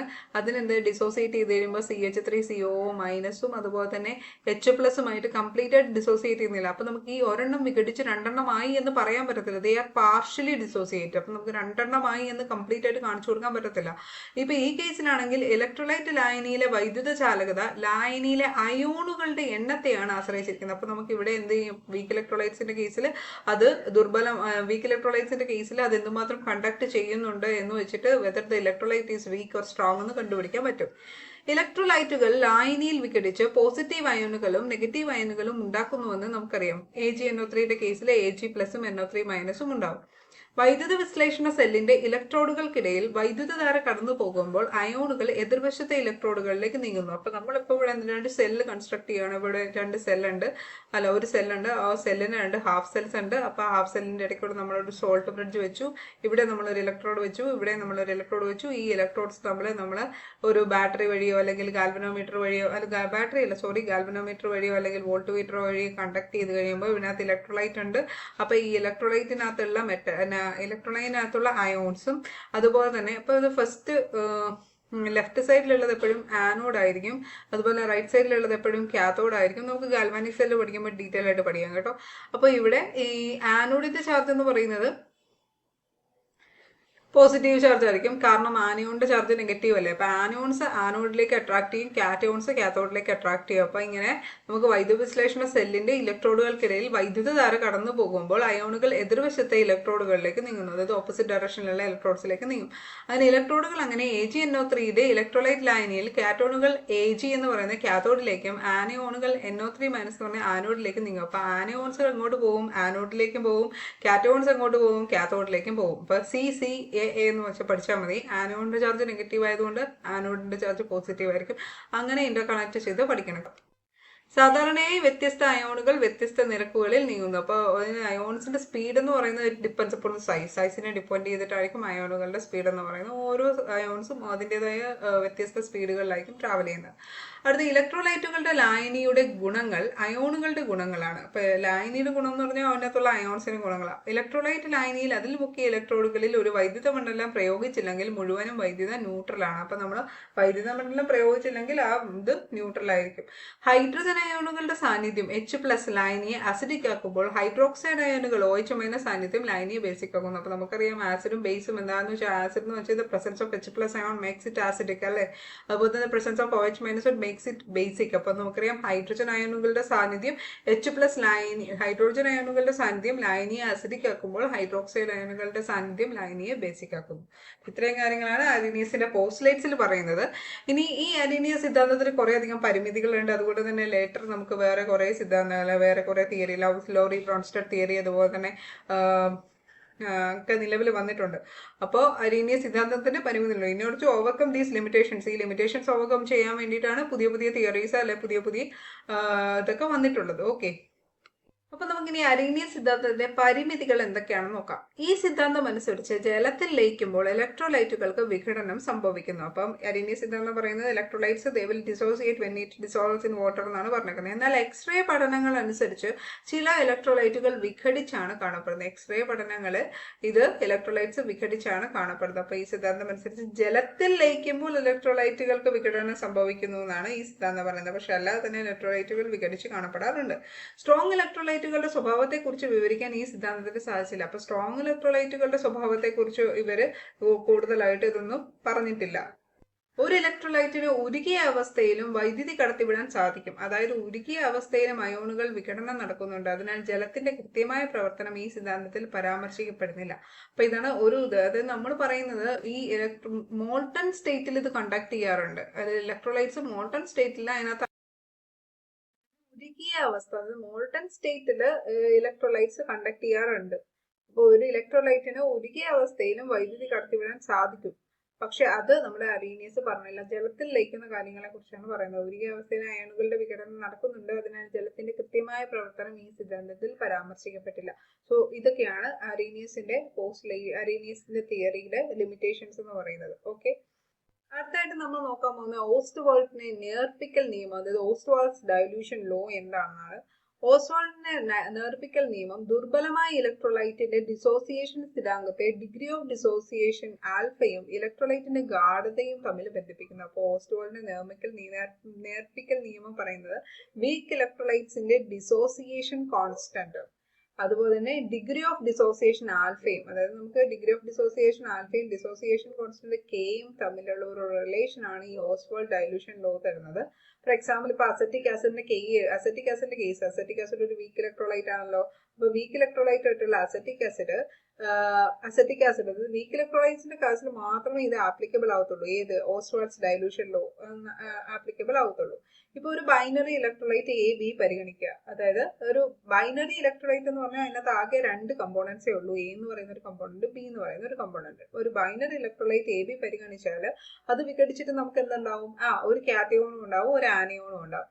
സമയം t ഈക്വൽ ടു 0 ആയിരിക്കുമ്പോൾ എ ബിയുടെ ഗാഢത സിയും എ പ്ലസ് ബി മൈനസ് അയോണുകളുടെ ഗാഢത 0 ആയിരിക്കും. അതായത് നമുക്ക് ഓസ്വാൾഡ് ഡൈലൂഷൻ ലോ എന്താണെന്ന് നോക്കിക്കഴിഞ്ഞാൽ, ഓസ്വാൾഡ് ഡൈലൂഷൻ ലോയിൽ നമുക്കിപ്പോൾ ഒരു വീക്ക് ഇലക്ട്രോലൈറ്റ് ഉണ്ട്, നമ്മുടെ കയ്യിൽ ഒരു വീക്ക് ഇലക്ട്രോലൈറ്റ് ഉണ്ട്. Suppose that week electrolyte A B ആണെങ്കിൽ അതൊരു ഇക്വിലിബ്രിയത്തിലായിരിക്കും എക്സിസ്റ്റ് ചെയ്യുന്നത്. നമ്മൾ പറഞ്ഞു ഇക്വിലിബ്രിയത്തിലാണ് അത് ഡിസോസിയേറ്റ് ചെയ്ത് എ പ്ലസും ബി മൈനസും ആയിട്ട് നിൽക്കും. കാരണം എന്താണെന്ന് വെച്ചാൽ ഇത് കംപ്ലീറ്റ്ലി ഡിസോസിയേറ്റ് ചെയ്തില്ല, ഇത് പാർഷ്യലി ഡിസോസിയേറ്റ് ചെയ്യത്തുള്ളൂ. കാരണം ഇത് വീക്ക് ഇലക്ട്രോലൈറ്റ് ആണ്, അത് പാർഷ്യലി ഡിസോസിയേറ്റ് ചെയ്യത്തുള്ളൂ. അപ്പൊ ഈ പാർഷ്യലി ഡിസോസിയേറ്റ് ചെയ്യുന്ന ഈ ആൾക്കാർ ഇക്വിലിബ്രിയത്തിന് എത്തുന്നതിന് മുമ്പ് നമ്മുടെ കയ്യിൽ t ഈക്വൽ ടു 0 ടൈം 0 ആയിരിക്കുന്ന സമയത്ത് ഇവിടെ റിയാക്ഷൻ ഒന്നും നടന്നില്ല, ഇവിടെ എ ബി ആയിട്ട് തന്നെ ആയിരിക്കും. അപ്പോൾ ഉള്ള എ ബിന്റെ കോൺസെൻട്രേഷനെ നമ്മൾ സി എന്ന് എടുത്തു കഴിഞ്ഞാൽ ആ സമയത്ത് എ പ്ലസിന് കോൺസെൻട്രേഷൻ ഉണ്ടോ? ഇല്ല. അപ്പൊ റിയാക്ഷൻ നടന്നിട്ടില്ല, സോ അവിടെ പ്രോഡക്റ്റ് ഒന്നും ഫോം ചെയ്തിട്ടില്ല. അപ്പൊ എ പ്ലസിന്റെ കോൺസെൻട്രേഷൻ 0, ബി മൈനസിന്റെ കോൺസെൻട്രേഷൻ 0 ആയിരിക്കും. പക്ഷെ ഇക്വിലിബ്രിയം അറ്റൈൻ ചെയ്ത് കഴിയുമ്പോൾ, അതായത് A B is in equilibrium with a plus plus B minus ആയി കഴിയുമ്പോൾ ഇവിടെ ഇക്വിലിബ്രിയം അറ്റൈൻ ചെയ്യുമ്പോൾ സി ആൽഫ എന്ന് പറയുന്ന എമൗണ്ട് പ്രോഡക്റ്റ് എ പ്ലസ് എന്ന് പറയുന്ന പ്രോഡക്റ്റ് ഫോം ചെയ്തു. അതേപോലെ തന്നെ ഇത് രണ്ടിന്റെ സ്റ്റോഷിയോമെട്രി സെയിം ആണ്. അപ്പൊ അത് സി ആൽഫ എന്ന് പറയുന്ന അത്രയും കോൺസെൻട്രേഷൻ, അത്രയും എമൗണ്ട് ബി മൈനസും ഇവിടെ ഫോം ചെയ്തു. അപ്പൊ അതായത് നമുക്ക് പറയാൻ പറ്റുന്നത് ഇവിടുത്തെ ടോട്ടൽ നമ്മുടെ കയ്യിലുണ്ടായിരുന്ന കോൺസെൻട്രേഷൻ സി എന്ന് പറയുന്ന കോൺസെൻട്രേഷനിൽ നിന്ന് കുറച്ച് എമൗണ്ട് പോയി, അല്ലെ? ടോട്ടൽ എ ബിയിൽ നിന്ന് കുറച്ച് എമൗണ്ട് പോയിട്ടാണ് അവിടെ എ പ്ലസും ബി മൈനസും ഫോം ചെയ്യുന്നത്. അതായത് റിയാക്ടന്റ് റിയാക്ട് ചെയ്തിട്ടാണ് പ്രോഡക്റ്റ് ഫോം ചെയ്തത്. അപ്പൊ ഈ സിയിൽ നിന്ന് സി ആൽഫ എന്ന് പറയുന്ന ഒരു എമൗണ്ട് കുറഞ്ഞു വന്ന് വിചാരിക്കും. അപ്പൊ സി മൈനസ് സി ആൽഫ എന്ന് പറയുന്നു. ഇവിടെ എന്ന് പറയുന്നത് C alpha amount of A പ്ലസും C alpha amount of B മൈനസും ഫോം ചെയ്തു. ഇനി നമുക്ക് ഇതിന്റെ ഇക്വിലിബ്രിയം കോൺസ്റ്റന്റ്, നമുക്കറിയാം ഇതിന്റെ ഇക്വിലിബ്രിയം കോൺസ്റ്റന്റ് കെ ഇക്വിലിബ്രിയം എങ്ങനെ എഴുതാൻ പറ്റുന്നത്? പ്രോഡക്റ്റിന്റെ കോൺസെൻട്രേഷൻ. ഇപ്പോൾ ഇവിടെ പ്രോഡക്റ്റ് ഏതൊക്കെയാണ്? എ പ്ലസും ബി മൈനസും ആണ്. അതിന്റെ കോൺസെൻട്രേഷൻ ഇവിടെ സി ആൽഫയാണ്, ഇവിടെ ബിന്റെ കോൺസെൻട്രേഷൻ സി ആൽഫയാണ്. ഡിവൈഡഡ് ബൈ ഇവിടെ നമുക്ക് റിയാക്ടിന്റെ കോൺസെൻട്രേഷൻ എന്ന് പറയുന്നത് അറ്റ് ഇക്വിലിബ്രിയത്തിലെ റിയാക്ടിന്റെ കോൺസെൻട്രേഷൻ സി മൈനസ് സി ആൽഫയാണ്. അപ്പൊ നമുക്ക് ഇവിടെ എന്ത് ചെയ്യാൻ പറ്റും? ഇവിടുന്ന് നമുക്ക് കോമൺ ആയിട്ട് സിനെ പുറത്തേക്ക് എടുക്കാം. അപ്പൊ ഇവിടെ C alpha into C alpha divide by ഇവിടെ സി കോമൺ ആയിട്ട് പുറത്തെടുത്തു കഴിഞ്ഞാൽ 1 മൈനസ് ആൽഫ ഉണ്ടാവും. ഓക്കെ അല്ലേ? ഇനി ഇവിടുന്ന് ഈ സീനെ കട്ട് ചെയ്ത് കഴിഞ്ഞു കഴിഞ്ഞാൽ ബാക്കി എന്തുണ്ട്? അതിനെ സമപ്പ് ചെയ്താൽ C alpha square divide by 1 minus alpha എന്ന് പറയും. അതാണ് നമ്മുടെ ഡിസോസിയേഷൻ കോൺസ്റ്റന്റ് അല്ലെങ്കിൽ ഇക്വിലിബ്രിയം കോൺസ്റ്റന്റ്. ഇപ്പൊ നമ്മൾ ഈ കേസിൽ പാർഷ്യൽ ഡിസോസിയേഷൻ ആയതുകൊണ്ട് dissociation constant K is equal to C alpha square divide by 1 minus alpha. അപ്പൊ നമ്മൾ ഓസ്വാൾഡ് ഡൈലൂഷൻ ലോ എന്ന് പറയുന്നത് it is applicable only for weak electrolyte. Weak ഇലക്ട്രോലൈറ്റിന്റെ കേസിൽ മാത്രമേ ഇത് ആപ്ലിക്കബിൾ ആയിട്ട് വരത്തുള്ളൂ.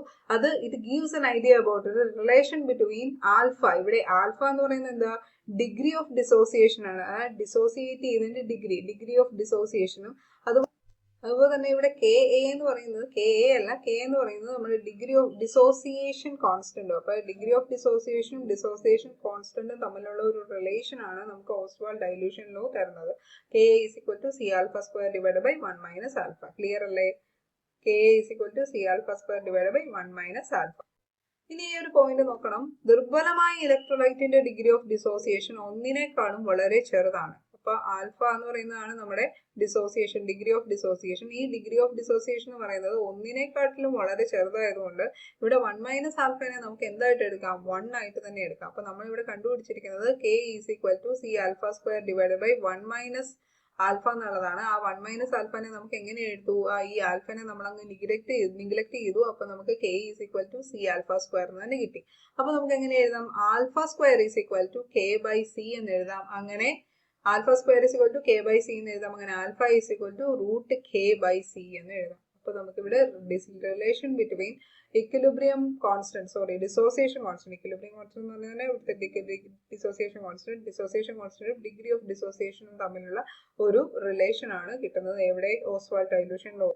അതായത് ഓസ്വാൾഡിന്റെ നേർപ്പിക്കൽ നിയമം പറയുന്നത് അനന്തമായി നേർപ്പിക്കുമ്പോൾ മാത്രമേ ദുർബലമായ ഇലക്ട്രോലൈറ്റ് പൂർണ്ണമായ അയണൈസേഷന് വിധേയമാകൂ എന്നാണ്. അപ്പോൾ ഓസ്വാൾഡ് ഡൈലൂഷൻ ലോ പറയുന്നത് അനന്തമായി നേർപ്പിക്കുമ്പോൾ, അതായത് ഇൻഫൈനൈറ്റ് ഡൈലൂഷനിൽ മാത്രമേ വീക്ക് ഇലക്ട്രോലൈറ്റ്സ് കംപ്ലീറ്റ്ലി അയണൈസ് ആകത്തുള്ളൂ എന്നാണ് ഓസ്വാൾഡ് ഡൈലൂഷൻ ലോ പറയുന്നത്. ഇനി ഇദ്ദേഹത്തിന്റെ നിയമത്തിലും കുറെ അധികം ലിമിറ്റേഷൻസ് ഉണ്ട്. ആ ലിമിറ്റേഷൻസ് എന്തൊക്കെയാണെന്ന് നോക്കാം. ഈ നിയമം ദുർബലമായ ഇലക്ട്രോലൈറ്റുകളുടെ വിഘടനത്തെ പറ്റി മാത്രമേ പറയുന്നുള്ളൂ. അപ്പൊ സ്ട്രോങ് ഇലക്ട്രോലൈറ്റ്സിനെ കുറിച്ചിട്ട് ഇതൊന്നും പറയുന്നില്ല, പക്ഷെ വീക്ക് ഇലക്ട്രോലൈറ്റ്സിനെ കുറിച്ച് മാത്രമേ പറയുന്നുള്ളൂ.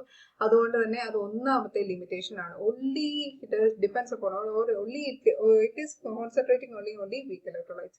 ഇനി അതുപോലെ തന്നെ lambda divide by lambda infinity, അതായത് ഇൻഫിനിറ്റ് ഡൈലൂഷൻ, ഇത് എന്ന് പറയുന്നത് molar conductivity at a particular solution, particular concentration divided by molar conductivity at infinite dilution എന്ന ഫോർമുല ഉപയോഗിച്ച് ചാലകത അളക്കുന്നതിലൂടെ ആൽഫ എന്നതിന്റെ മൂല്യം നിർണ്ണയിക്കപ്പെടുന്നു. അപ്പൊ ആൽഫയുടെ മൂല്യം നമുക്ക് നിർണ്ണയിക്കപ്പെടുന്നുണ്ട്. ഇനി ഇലക്ട്രോലൈറ്റിന്റെ ഒരു ഭാഗം മാത്രമേ സാധാരണ നേർപ്പിക്കുമ്പോൾ അയോണുകളായി വിഘടിക്കപ്പെടുന്നുള്ളൂ എന്ന സങ്കല്പത്തെ അടിസ്ഥാനപ്പെടുത്തിയിട്ടുള്ളതാണ് ഈ നിയമം. അപ്പൊ നമ്മൾ ഒരു electrolyte when we are dissolving it in water, വെള്ളത്തിൽ ഡിസോൾവ് ചെയ്യുമ്പോൾ മാത്രമേ അയോൺസ് ആയിട്ട് വിഘടിക്കത്തുള്ളൂ എന്ന ഒരു സങ്കല്പത്തെ അടിസ്ഥാനപ്പെടുത്തി മാത്രമുള്ളതാണ് ഓസ്വാൾഡ് ഡൈല്യൂഷൻ ലോ. അതായത് വെള്ളത്തിൽ ഡിസോൾവ് ചെയ്ത് ഇൻഫിനിറ്റ് ഡൈല്യൂഷനിൽ മാത്രമേ ഇത് കംപ്ലീറ്റ് ആയിട്ട് അയണൈസ് ചെയ്യത്തുള്ളൂ. അപ്പൊ അത് നമ്മൾ മോൾട്ടൺ സ്റ്റേറ്റിനെ കുറിച്ചിട്ടൊന്നും പറയുന്നില്ല. എല്ലാ നേർപ്പിക്കലിനും ശക്തമായ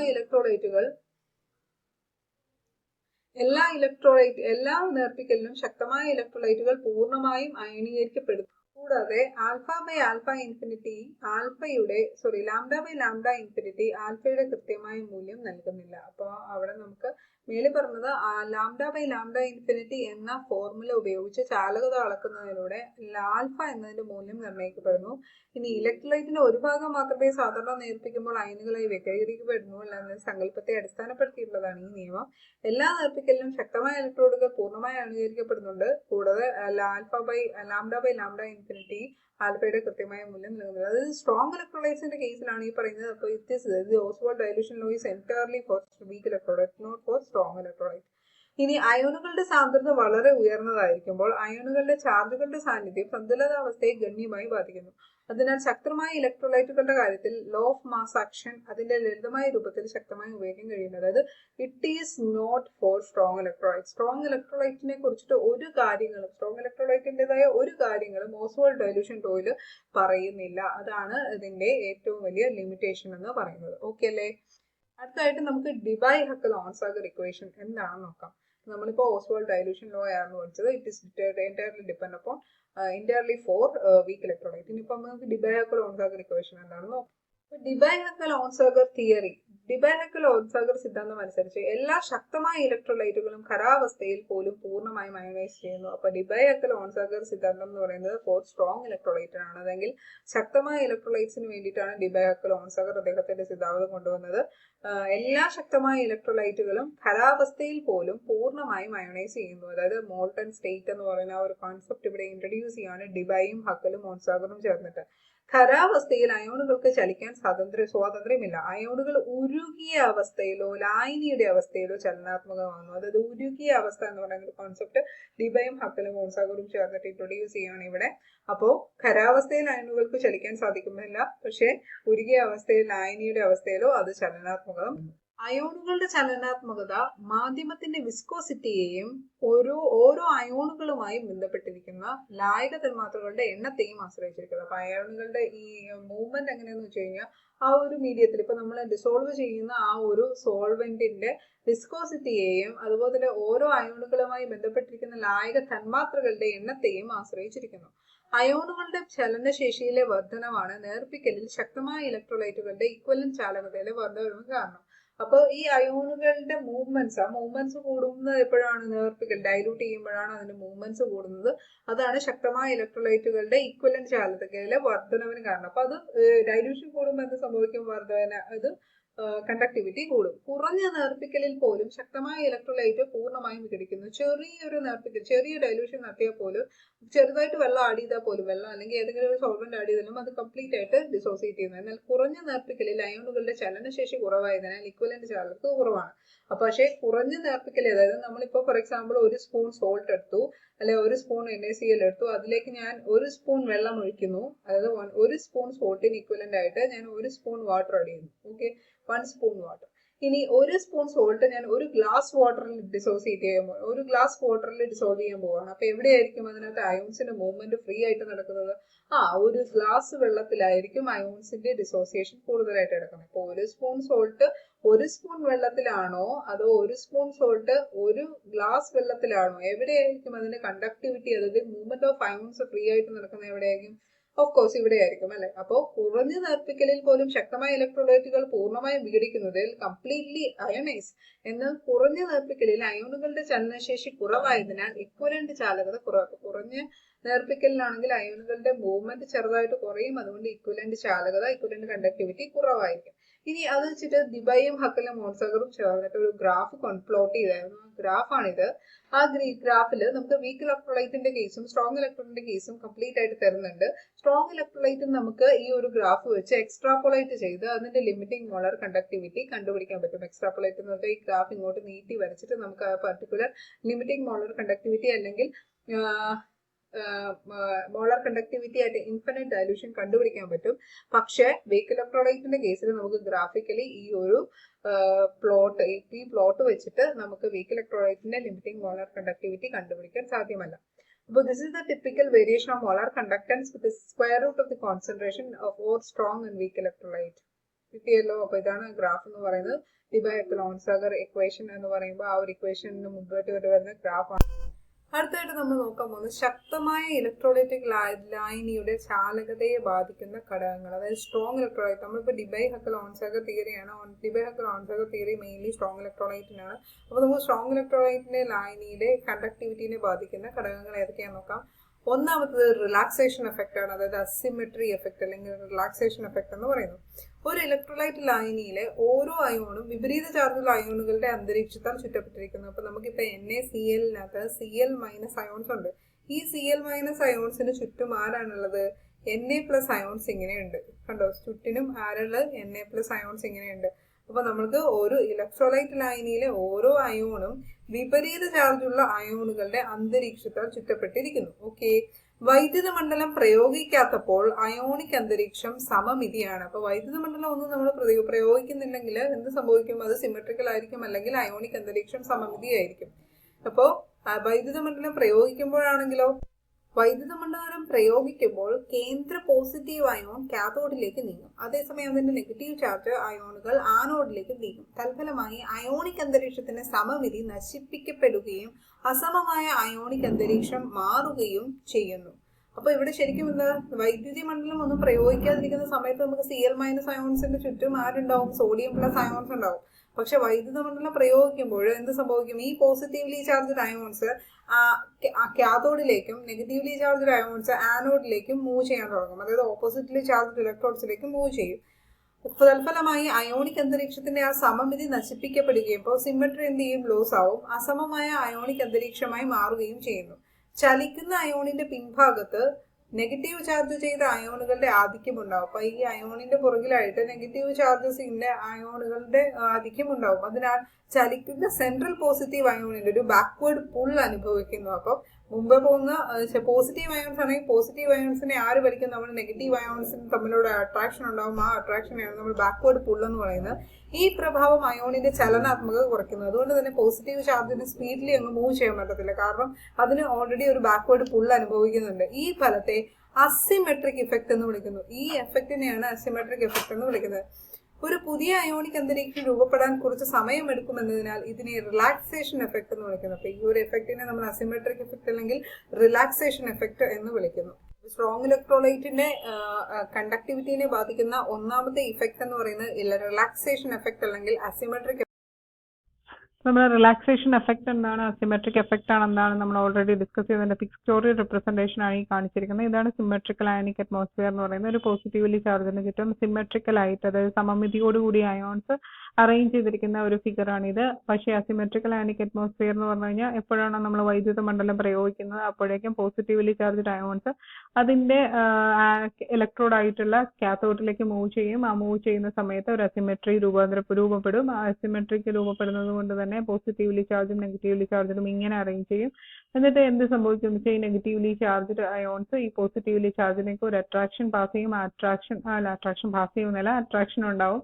ആ അട്രാക്ഷൻ തന്നെ ഒരു ബാക്ക്വേർഡ് പുൾ അനുഭവപ്പെടും. ആ ബാക്ക്വേർഡ് പുള്ള് കാരണം നമ്മുടെ ഇലക്ട്രോലൈറ്റ്സിന് അയോൺസിന്റെ മൂവ്മെന്റിന് ചെറിയൊരു റെസ്ട്രിക്ഷൻ സംഭവിക്കുന്നു. അതാണ് ഒന്നാമത്തെ, അതായത് അസിമെട്രിക് എഫക്റ്റ്. ഇപ്പൊ ഈ അസിമെട്രിക് എഫക്റ്റ് എന്ന് പറയുന്നത് ഇതിൽ നിന്ന് റീഗെയിൻ ചെയ്യാൻ വേണ്ടിയിട്ട് കുറച്ച് ടൈം എടുക്കുന്നുണ്ട്. അതുകൊണ്ടാണ് ഇതിന്റെ റിലാക്സേഷൻ എഫക്റ്റ് എന്നുകൂടി അറിയപ്പെടുന്നത്. ഇനി നമ്മൾ രണ്ടാമത്തെ എഫക്റ്റിലേക്ക് പോവാം. രണ്ടാമത്തെ എഫക്റ്റ് ആണ് ഇലക്ട്രോഫോററ്റിക് എഫക്റ്റ്. ഒരു കേന്ദ്ര അയോണിന്റെ അയോണിക് അന്തരീക്ഷം എല്ലായ്പ്പോഴും ലായക തന്മാത്രകളുമായി ബന്ധപ്പെട്ടിരിക്കുന്നു. അപ്പൊ ഇവിടെ നമ്മൾ ഈ പറയുന്ന പോലെ തന്നെ ഒരു കേന്ദ്ര അയോൺ, ഒരു അയോൺ എടുക്കുവാണ്, അതൊരു സെൻട്രൽ അയോൺ ആയിട്ട് എടുത്തിട്ട് അതിന്റെ ചുറ്റും എന്താണ് ലായക തന്മാത്രകൾ ഉണ്ടെന്നാണ് പറയുന്നത്.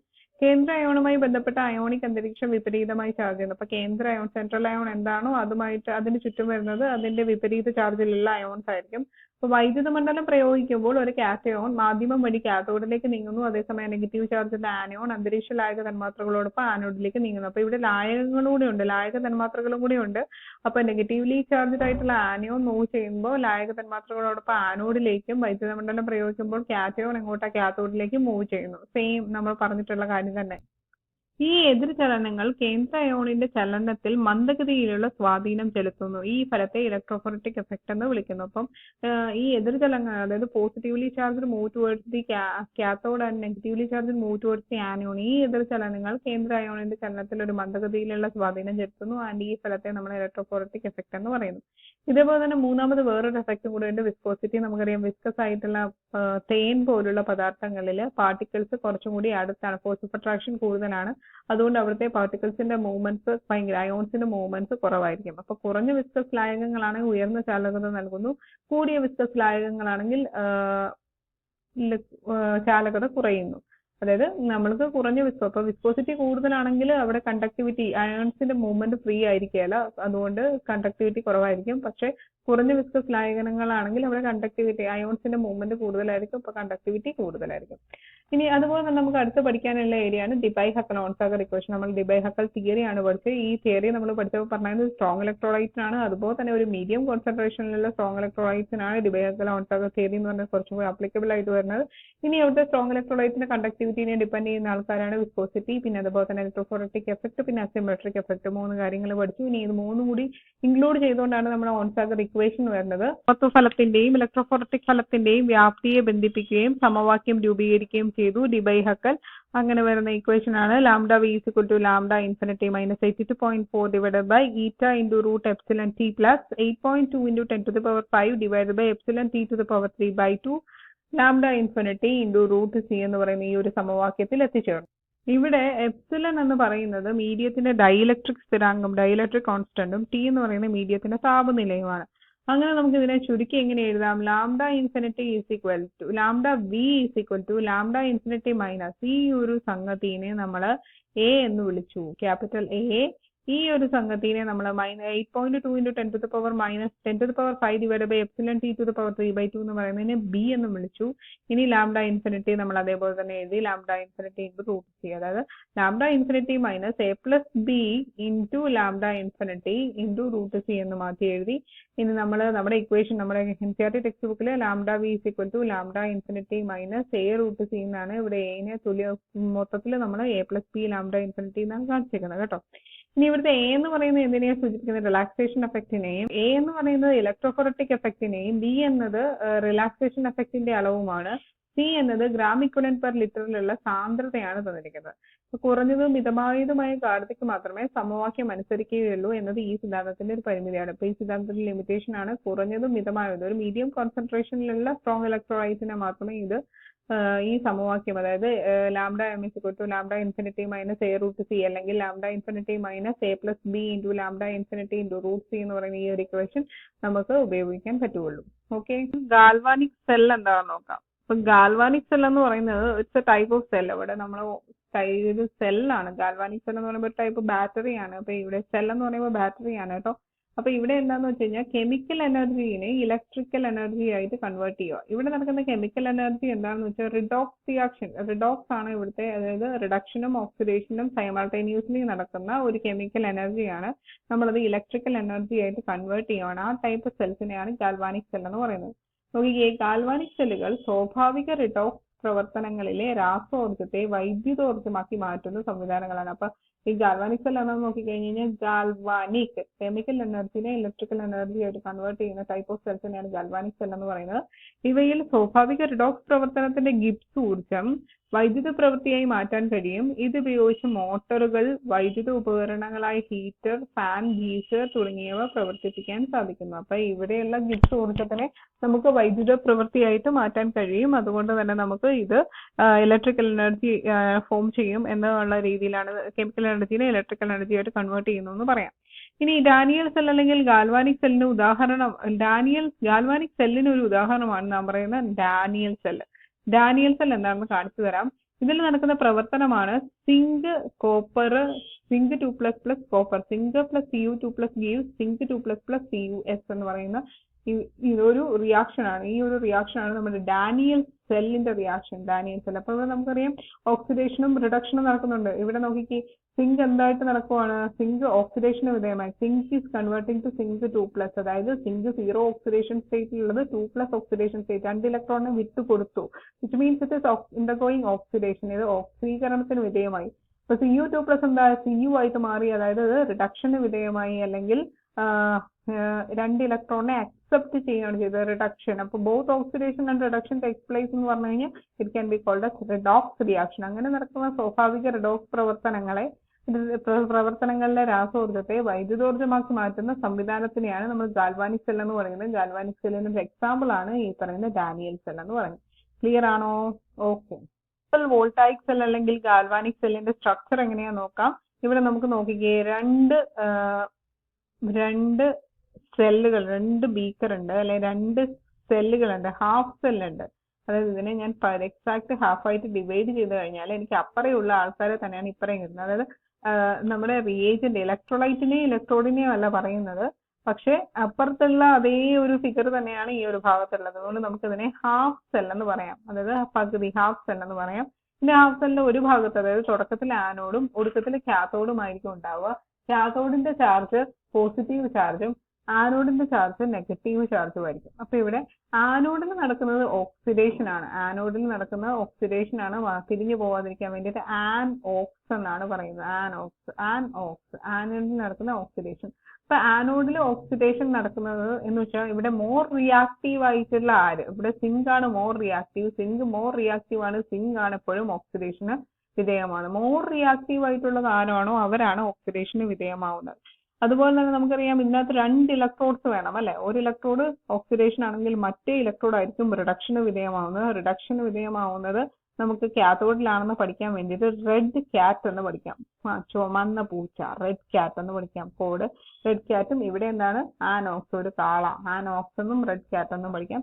അപ്പൊ ഇവിടെ നോക്കിക്കേ, ഇതുപോലെ തന്നെ ഈ ഒരു ഇലക്ട്രോഡ് ഉണ്ട്, ഇവിടെ ഒരു ഇലക്ട്രോഡ് ഉണ്ട്. ഒരു ഇലക്ട്രോഡ് ആനോഡ്, മറ്റേ ഇലക്ട്രോഡ് കാത്തോഡും ആണെങ്കിൽ ഇത് നമ്മൾ ഡിപ്പ് ചെയ്ത് വെച്ചിരിക്കുന്നത് അതിന്റെ തന്നെ ഇലക്ട്രോലൈറ്റിലാണ്. ഇപ്പൊ ഇവിടെ സിങ്ക് റോഡ് ഡിപ്പ് ചെയ്ത് വെച്ചിരിക്കുന്നത് സിങ്ക് സൾഫേറ്റ് എന്ന് പറയുന്ന ഇലക്ട്രോലൈറ്റിലും, കോപ്പർ റോഡ് ഡിപ്പ് ചെയ്ത് വെച്ചിരിക്കുന്നത് കോപ്പർ സൾഫേറ്റ് എന്ന് പറയുന്ന ഇലക്ട്രോലൈറ്റിലുമാണ്. ഇലക്ട്രോലൈറ്റ് എന്ന് പറഞ്ഞാൽ ഈ ലിക്വിഡ് സൊല്യൂഷൻ പറയുന്നവരാണ് ഇലക്ട്രോലൈറ്റ്. ഈ ഇലക്ട്രോലൈറ്റിൽ അതിന്റെ തന്നെ ഇലക്ട്രോഡ് ഡിപ്പ് ചെയ്ത് വെച്ചിരിക്കുക. അപ്പൊ കോപ്പർ സൾഫേറ്റിലാണെങ്കിൽ കോപ്പർ ഇലക്ട്രോഡ്, സിങ്ക് സൾഫേറ്റിലാണെങ്കിൽ സിങ്ക് ഇലക്ട്രോഡ് ഡിപ്പ് ചെയ്ത് വെച്ചിരിക്കുക. ഇനി ഇത് രണ്ടും കൂടി നമ്മളൊരു വോൾട്ട് മീറ്റർ അല്ലെങ്കിൽ ഗാൽവാനോമീറ്ററിലേക്ക് കണക്ട് ചെയ്യുക. ഗാൽവാനിക് സെൽ ആയതുകൊണ്ട് നമുക്ക് ഗാൽവാനോമീറ്റർ, ഗാൽവാനി എന്ന് പറയുന്ന സയന്റിസ്റ്റ് ആണ് കണ്ടുപിടിച്ചത്. വോൾട്ട് മീറ്റർ, വോൾട്ടായിക് സെൽ എന്നൊക്കെ പറഞ്ഞിട്ട് അതും പറയാം. ഓക്കെ, വോൾട്ട് മീറ്റർ കാണിച്ചാൽ വോൾട്ട് മീറ്റർ, അതൊക്കെ ക്ലൂസ് ആണ് കേട്ടോ. ഇനി നമ്മൾ ഇത് രണ്ടും കൂടി തമ്മിൽ ഇലക്ട്രിക്കൽ ന്യൂട്രാലിറ്റി മെയിൻറ്റെയിൻ ചെയ്യാൻ വേണ്ടിയിട്ട് ഒരു സോൾട്ട് ബ്രിഡ്ജ് വെച്ചിട്ടുണ്ട്. ഇതാണ് സോൾട്ട് ബ്രിഡ്ജ്. ഈ സോൾട്ട് ബ്രിഡ്ജ് എന്ന് പറഞ്ഞു കഴിഞ്ഞാൽ നമ്മുടെ പൈപ്പില്ലേ, ഒരു ഗ്ലാസ് പൈപ്പിനകത്ത് അഗാർ എന്ന് പറയുന്ന അല്ലെങ്കിൽ ഏതെങ്കിലും ഒരു ഇതിനകത്ത് നോക്കി, ഇത് യു ട്യൂബാണ്, യു ഷേപ്ഡ് ട്യൂബാണ്, containing solid paste of either KCl, KNO3 or NH4Cl. Potassium chloride, potassium nitrate അല്ലെങ്കിൽ അമോണിയം ക്ലോറൈഡ് പോലെ ഉള്ള ഏതെങ്കിലും ഒരു സബ്സ്റ്റൻസ് ജലാറ്റിനകത്തോ അല്ലെങ്കിൽ അഗാർ അഗാർ ജെല്ലിക്കകത്തോ ഫില്ല് ചെയ്ത് വെച്ചിരിക്കുന്ന ഈ ഒരു അറേഞ്ച്മെന്റിനെയാണ് നമ്മൾ സോൾട്ട് ബ്രിഡ്ജ് എന്ന് പറയുന്നത്. ഇതൊരു ഇൻവേർട്ടഡ് യു ട്യൂബാണ്, യു ഷേപ്പിലുള്ള ട്യൂബാണ് ഇത്. ഇതാണ് നമ്മുടെ എന്താണ് ഗാൽവാനിക് സെൽ എന്ന് പറയുന്നത്. ക്ലിയർ ആണോ? Zinc rod is dipped in zinc sulphate solution, it act as anode. Copper rod is dipped in copper sulphate solution, it act as cathode. കാഥോഡിൽ നടക്കുന്ന റിഡക്ഷൻ, റെഡ് ക്യാറ്റ്. ആനോഡ് നടക്കുന്ന oxidation, an ഓഫ്. എപ്പോഴും reactivity കൂടുതലുള്ളതായിരിക്കും anode എന്ന് പറയുന്നത്. Reactivity കൂടുതലുള്ളതായിരിക്കും anode എന്ന് പറയുന്നത്. ഓക്കെ, അതായിരിക്കും എപ്പോഴും ലെഫ്റ്റ് ഹാൻഡിൽ വരുന്നത്. അതായത് LHS വരുന്നത്. ഇതാണ് LHS, ലെഫ്റ്റ് ഹാൻഡ് സൈഡിൽ വരുന്നത്. RHS വരുന്നതാണ് റിഡക്ഷൻ, റൈറ്റ് ഹാൻഡ് സൈഡിൽ വരുന്നത് കാഥോഡ് ആയിരിക്കും. ഓക്കെ, അപ്പൊ നമുക്ക് രണ്ട് ഹാഫ് സെൽസ് ഉണ്ട് ഇവിടെ. ഓക്സിഡേഷൻ ഹാഫ് സെല്ലും റിഡക്ഷൻ ഹാഫ് സെല്ലും ഉണ്ട്. ക്ലിയർ അല്ലേ? അത് നിരോക്സീകരണ അർത്ഥപ്രവർത്തനം, അതായത് ഹാഫ് സെല്ലിനെ എങ്ങനെ റെപ്രസെന്റ് ചെയ്യാം? ഇതാണ് കാഥോഡിൽ നടക്കുന്നത്, അല്ലെങ്കിൽ റിഡക്ഷൻ നടക്കുന്നത് ഇവിടെയാണ്. റിഡക്ഷൻ നടക്കുക മീൻസ് അഡീഷൻ ഓഫ് ഇലക്ട്രോൺ. ഇലക്ട്രോണിനെ ആഡ് ചെയ്യുമ്പോൾ Cu2++2 ഇലക്ട്രോൺ ഗീവ്സ് കോപ്പർ. ഇവിടെ നമുക്ക് റിഡക്ഷൻ ആണ് നടക്കുന്നത്. ഓക്സീകരണ അർദ്ധപ്രവർത്തനം എന്ന് പറയുമ്പോൾ സിങ്ക് അതിന്റെ 2 ഇലക്ട്രോണിനെ വിട്ടു കൊടുത്തുകൊണ്ടോ ഇവിടെ ഈ 2 ഇലക്ട്രോൺ വന്നാൽ ഇത് ഓക്സിഡേഷൻ. അകത്തേക്കാണ് 2 ഇലക്ട്രോൺ ആഡ് ചെയ്യുവാണെങ്കിൽ അതിനെ റിഡക്ഷൻ എന്ന് പറയും. നിരോക്സീകരണ അർദ്ധപ്രവർത്തനം കോപ്പർ ഇലക്ട്രോണിനും ഓക്സീകരണ അർദ്ധപ്രവർത്തനം സിങ്ക് ഇലക്ട്രോണിനും സംഭവിക്കുന്നു. അപ്പൊ ഈ ഒരു സ്റ്റേറ്റ്മെന്റ് കാണാപ്പാടം പഠിച്ചാൽ മതി. എന്താണ് ഡാനിയൽസൺ എന്നുള്ളത്? സെല്ലിന്റെ ഈ 2 ഭാഗങ്ങളെയും അർദ്ധ സെല്ലുകൾ അല്ലെങ്കിൽ റിഡോക്സ് ജോഡികൾ എന്ന് വിളിക്കുന്നു. അപ്പൊ റിഡോക്സ് ജോഡികളാണ് ഈ പറയുന്ന കോപ്പറും സിങ്കും എന്ന് പറയുന്നത്. കോപ്പർ ഇലക്ട്രോണിനെ നിരോക്സീകരണ അർദ്ധസെൽ എന്നും സിങ്ക് ഇലക്ട്രോണിനെ ഓക്സീകരണ അർദ്ധസെൽ എന്നും വിളിക്കുന്നു. റിഡക്ഷനും ഓക്സിഡേഷനും നടക്കുന്ന സെല്ലുകളെ വ്യത്യസ്ത അർദ്ധ സെല്ലുകളെ ബന്ധിപ്പിച്ച് ഡാനിയൽ സെൽ മാതൃകയിൽ അസംഖ്യം ഗാൽവാനിക് സെല്ലുകൾ നിർമ്മിക്കണം. അപ്പോൾ ഒട്ടനവധി ഗാൽവാനിക് സെല്ലുകൾ ഇതേ രീതിയിൽ നമുക്ക് വ്യത്യസ്ത ഇലക്ട്രോഡ്സിനെ പ്ലേസ് ചെയ്ത് നിർമ്മിക്കാൻ പറ്റില്ലും ഇലക്ട്രോലൈറ്റിൽ താഴ്ത്തി വെച്ചിരിക്കുന്ന ഒരു ലോഹ ഇലക്ട്രോഡാണ് ഉള്ളത്. അപ്പൊ ഇലക്ട്രോലൈറ്റ്സിൽ നമുക്കൊരു ലോഹ ഇലക്ട്രോഡ് നമ്മൾ ഡിപ്പ് ചെയ്ത് വെച്ചിരിക്കുകയാണ്. 2 അർദ്ധ സെല്ലുകളെ തമ്മിൽ ലോഹക്കമ്പി ഉപയോഗിച്ച് വോൾട്ട് മീറ്റർ, സ്വിച്ച് എന്നിവയിലൂടെ ബാഹ്യമായി ബന്ധിപ്പിച്ചിരിക്കുന്നു. നമ്മൾ കണ്ടായിരുന്ന ഫിഗർ അല്ലെ? ഇവയിലെ ഇലക്ട്രോലൈറ്റുകളെ സോൾട്ട് ബ്രിഡ്ജ് ഉപയോഗിച്ച് ആന്തരികമായി ബന്ധിപ്പിക്കുന്നു. അപ്പൊ ഇലക്ട്രോലൈറ്റുകളെ ബന്ധിപ്പിക്കുന്ന സോൾട്ട് ബ്രിഡ്ജ് ഉപയോഗിച്ചും ഇലക്ട്രോഡ്സിനെ തമ്മിൽ ബന്ധിപ്പിക്കുന്നത് ലോഹക്കമ്പി ഉപയോഗിച്ചുമാണ്. ഇലക്ട്രോഡിനും ഇലക്ട്രോലൈറ്റിനും ഇടയിൽ രൂപീകൃതമാകുന്ന പൊട്ടൻഷ്യൽ വ്യത്യാസത്തെ ഇലക്ട്രോഡ് പൊട്ടൻഷ്യൽ എന്ന് പറയുന്നു. അപ്പൊ ഈ ഇലക്ട്രോഡിനും, അതായത് ഈ നമ്മുടെ മെറ്റൽ ഇലക്ട്രോഡിനും ആ ഇലക്ട്രോലൈറ്റില്ലേ ഡിപ്പ് ചെയ്ത് വെച്ചിരിക്കുന്ന ആ ഇലക്ട്രോലൈറ്റിനും തമ്മിൽ വരുന്ന വ്യത്യാസം, പൊട്ടൻഷ്യൽ വ്യത്യാസത്തെയാണ് നമ്മൾ ഇലക്ട്രോഡ് പൊട്ടൻഷ്യൽ എന്ന് പറയുന്നത്. ഒരു അർദ്ധസെല്ലിൽ അടങ്ങിയിരിക്കുന്ന എല്ലാ അയോണുകളുടെയും പദാർത്ഥങ്ങളുടെയും ഗാഢത ഏകമായിരിക്കുമ്പോൾ ഉണ്ടാകുന്ന ഇലക്ട്രോഡ് പൊട്ടൻഷ്യലാണ് പ്രമാണ ഇലക്ട്രോഡ് പൊട്ടൻഷ്യൽ. അതായത് സ്റ്റാൻഡേർഡ് ഇലക്ട്രോഡ് പൊട്ടൻഷ്യൽ എന്ന് പറയുന്നത് ഒരു ഹാഫ് സെല്ലിൽ അടങ്ങിയിരിക്കുന്ന എല്ലാ അയോണുകളുടെയും പദാർത്ഥങ്ങളുടെയും ഗാഢത കോൺസെൻട്രേഷൻ യൂണിറ്റി ആയിരിക്കുമ്പോൾ ഉണ്ടാകുന്ന ഇലക്ട്രോഡ് പൊട്ടൻഷ്യലിനെയാണ് നമ്മൾ പ്രമാണ ഇലക്ട്രോഡ് പൊട്ടൻഷ്യൽ എന്ന് വിളിക്കുന്നത്.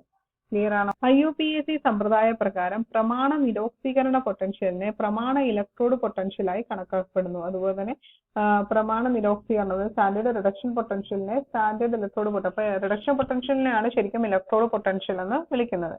ഗാൽവാനിക് സെല്ലിൽ ഓക്സീകരണം നടക്കുന്ന അർദ്ധസെല്ലിനെ ആനോഡ് എന്ന് വിളിക്കുന്നു. അതിന് ലൈനിയെ അപേക്ഷിച്ച് നെഗറ്റീവ് പൊട്ടൻഷ്യൽ ആയിരിക്കും. അപ്പം ആനോഡിന് എപ്പോഴും നെഗറ്റീവ് പൊട്ടൻഷ്യൽ ആയിരിക്കും. അപ്പോൾ റിയാക്ടിവിറ്റി കൂടുതലുള്ളതിന് നെഗറ്റീവ് പൊട്ടൻഷ്യൽ ആയിരിക്കും. റിയാക്ടിവിറ്റി കൂടുതലുള്ളതിനെ ആനോഡ് എന്ന് വിളിക്കും. സിങ്കും കോപ്പറും തമ്മിൽ കമ്പയർ ചെയ്യുമ്പോൾ സിങ്ക് ആയിരിക്കും കൂടുതൽ റിയാക്റ്റീവ്. ഇനി നിരോക്സീകരണം നടക്കുന്ന അർദ്ധസെല്ലിനെ കാഥോഡ് എന്ന് വിളിക്കുന്നു. ഇതിന് ലായനിയെ അപേക്ഷിച്ച് പോസിറ്റീവ് പൊട്ടൻഷ്യൽ. അപ്പൊ ലായനിയെ അപേക്ഷിച്ച് പോസിറ്റീവ് പൊട്ടൻഷ്യൽ ഉള്ള അർദ്ധസെല്ലിനെ വിളിക്കുന്ന പേരെന്താ? കാഥോഡ് എന്നാണ് വിളിക്കുന്നത്. ഇത്തരത്തിൽ 2 ഇലക്ട്രോഡുകൾക്കിടയിൽ ഒരു പൊട്ടൻഷ്യൽ വ്യത്യാസം നിലനിൽക്കുന്നു. എപ്പോഴാണോ സെല്ലിന്റെ സ്വിച്ച് ഓൺ അവസ്ഥയിൽ വരുന്നത് അപ്പോൾ നെഗറ്റീവ് ഇലക്ട്രോഡിൽ നിന്ന് പോസിറ്റീവ് ഇലക്ട്രോഡിലേക്ക് ഇലക്ട്രോൺ പ്രവാഹം നടക്കുന്നു. അപ്പൊ ഇവിടെ എങ്ങനെയാണ് ഫ്ലോ ഓഫ് ഇലക്ട്രോൺസ്? നെഗറ്റീവ് ഇലക്ട്രോഡിൽ നിന്ന് പോസിറ്റീവ് ഇലക്ട്രോഡിലേക്കായിരിക്കും ഇലക്ട്രോൺസിന്റെ പ്രവാഹം ഉണ്ടാകുന്നത്. ഇലക്ട്രോണിന്റെ ചാർജ് നെഗറ്റീവ് ആണ്. ഈ നെഗറ്റീവ് ചാർജിൽ നിന്ന് പോസിറ്റീവ് ഇലക്ട്രോണിലേക്കുള്ള ഇലക്ട്രോഡിലേക്കായിരിക്കും ഇലക്ട്രോണിന്റെ പ്രവാഹം ഉണ്ടാകുന്നത്. അതുകൊണ്ട് തന്നെ കറണ്ട് അതിന്റെ ഓപ്പോസിറ്റ് ഡയറക്ഷനിലായിരിക്കും, from positive terminal to negative terminal. Galvanic സെല്ലിൽ 2 ഇലക്ട്രോഡുകൾ തമ്മിലുള്ള പൊട്ടൻഷ്യൽ വ്യത്യാസത്തെ സെൽ പൊട്ടൻഷ്യൽ എന്ന് വിളിക്കുന്നു. ഇത് വോൾട്ടിനാണ് നടക്കുന്നത്. അപ്പൊ നമ്മൾ ആദ്യം ഇലക്ട്രോഡ് പൊട്ടൻഷ്യൽ എന്താണെന്നാണ് പഠിച്ചത്. ഇലക്ട്രോഡ് പൊട്ടൻഷ്യൽ എന്ന് പറഞ്ഞു കഴിഞ്ഞാൽ ആ ഇലക്ട്രോഡും ഇലക്ട്രോലൈറ്റും തമ്മിലുള്ള പൊട്ടൻഷ്യൽ ഡിഫറൻസിനെയാണ് ഇലക്ട്രോഡ് പൊട്ടൻഷ്യൽ എന്ന് വിളിക്കുന്നത്. ഇപ്പൊ നമ്മൾ പറയുന്നത് എന്താണ്? Cell potential. സെൽ പൊട്ടൻഷ്യൽ എന്ന് പറയുന്നത് നമുക്ക് ഇവിടെ 2 സെല്ലുണ്ട്, 2 ഹാഫ് സെല്ലുണ്ട് അല്ലെ? ഒരു ഓക്സിഡേഷൻ ഹാഫ് സെല്ലും ഉണ്ട്, ഒരു റിഡക്ഷൻ ഹാഫ് സെല്ലും ഉണ്ട്. ഈ 2 ഹാഫ് സെല്ലും തമ്മിലുള്ള പൊട്ടൻഷ്യൽ വ്യത്യാസം, അല്ലെങ്കിൽ ഗാൽവാനിക് സെല്ലിലെ 2 ഇലക്ട്രോഡുകൾ തമ്മിൽ, അപ്പൊ കോപ്പർ ഇലക്ട്രോഡും ഉണ്ട്, സിങ്ക് ഇലക്ട്രോഡും ഉണ്ട്. ആ സിങ്ക് ഇലക്ട്രോഡും കോപ്പർ ഇലക്ട്രോഡും തമ്മിലുള്ള പൊട്ടൻഷ്യൽ വ്യത്യാസത്തെ നമ്മൾ സെൽ പൊട്ടൻഷ്യൽ എന്ന് വിളിക്കുന്നു. ഇത് വോൾട്ടിലാണ് അളക്കുന്നത്. കാത്തോഡിന്റെയും ആനോഡിന്റെയും ഇലക്ട്രോഡ് പൊട്ടൻഷ്യലുകൾ തമ്മിലുള്ള വ്യത്യാസമാണ് സെൽ പൊട്ടൻഷ്യൽ. കണ്ടോ, കാത്തോഡിന്റെയും ആനോഡിന്റെയും ഇലക്ട്രോഡ് പൊട്ടൻഷ്യലുകൾ തമ്മിലുള്ള വ്യത്യാസമാണ് സെൽ പൊട്ടൻഷ്യൽ. ക്ലിയർ അല്ലേ? അടുത്തത്, സെല്ലിൽ നിന്ന് വൈദ്യുതി എടുക്കാതിരിക്കുന്ന അവസ്ഥയിൽ സെൽ പൊട്ടൻഷ്യലിലെ cell electromotive force cell EMF എന്ന് വിളിക്കുന്നു. അപ്പൊ വൈദ്യുതി ഒന്നും എടുക്കാതിരിക്കുന്ന സമയത്തെ ചെയ്യുന്നതാണ് ഈ ഇലക്ട്രോമോട്ടീവ് ഫോഴ്സ് അല്ലെങ്കിൽ സെൽ EMF എന്ന് വിളിക്കുന്നത്. ഒരു ഗാൽവാനിക് സെല്ലിന്റെ മാതൃക സൂചിപ്പിക്കുമ്പോൾ അംഗീകൃത സമ്പ്രദായ പ്രകാരം ആനോഡ് ഇടതുവശത്തും കാത്തോഡ് വലതുവശത്തുമായി പ്രതിനിധീകരിക്കുന്നു. അതായത് നമ്മളിപ്പോ ഇതിന്റെ ഒരു അംഗീകൃത സമ്പ്രദായ പ്രകാരം നമ്മൾക്കിപ്പോ എഴുതുവാണെങ്കിൽ Zn ബാർ Zn2+, 2 ഇലക്ട്രോണിനെ കൊടുത്തിട്ടാണല്ലോ നമ്മൾക്ക് സിങ്ക് 2+ ആയി മാറുന്നത്. ബാർ ഈ ബാർ എന്തിനാന്ന് വെച്ച് കഴിഞ്ഞാൽ സോൾട്ട് ബ്രിഡ്ജിനെയാണ് ഇൻഡിക്കേറ്റ് ചെയ്യുന്നത്. Cu2+ ബാർ Cu, അതായത് Cu2+ എന്തായിട്ട് മാറുക, കോപ്പർ ആയിട്ട് മാറുവാണ്. ഇവിടെ കോപ്പർ സോളിഡ് ആണ്, ഇവിടെ സിങ്ക് സോളിഡ് ആണ്. Zn2+ എന്ന് പറയുന്നത് അക്വസ് ഫേസിലാണുള്ളത്.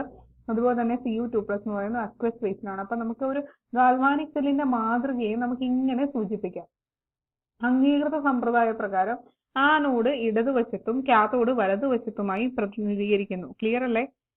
ലോഹ ഇലക്ട്രോഡിനും ഇലക്ട്രോലൈറ്റിനും ഇടയിൽ കുത്തനെയുള്ള ഒരു വരയും, ഈ ഇലക്ട്രോഡും ഇലക്ട്രോലൈറ്റുമാണ് ഇത്, കുത്തനെയുള്ള വരയാണിത്. ലോഹ ഇലക്ട്രോഡിനും ഇലക്ട്രോലൈറ്റിനും ഇടയിൽ കുത്തനെയുള്ള ഒരു വരയും സോൾട്ട് ബ്രിഡ്ജിനെ സൂചിപ്പിക്കാൻ 2 ഇലക്ട്രോലൈറ്റുകൾക്കും ഇടയിൽ കുത്തനെയുള്ളത്. ഇത് രണ്ട്, ഈ Zn2+, Cu2+ ഇലക്ട്രോലൈറ്റ് ആണല്ലോ, നമ്മൾ ഡിസോൾവ് ചെയ്ത് വെച്ചിരിക്കുകയാണ്. അതിന്റെ ഇടയ്ക്ക് കുത്തനെയുള്ള 2 വരയും ഉപയോഗിക്കുന്നു. ഈ സമ്പ്രദായത്തിൽ സെൽ EMF പോസിറ്റീവ് ആയിരിക്കും. അപ്പൊ ഇങ്ങനെയുള്ള ഒരു സമ്പ്രദായത്തിൽ നമ്മൾ ഇതിനെ റെപ്രസെന്റ് ചെയ്യാൻ, ഡാനിയൽ സെല്ലിനെ അല്ലെങ്കിൽ ഗാൽവാനിക് സെല്ലിനെ റെപ്രസെന്റ് ചെയ്താൽ അതിന്റെ സെൽ EMF പോസിറ്റീവ് ആയിരിക്കും.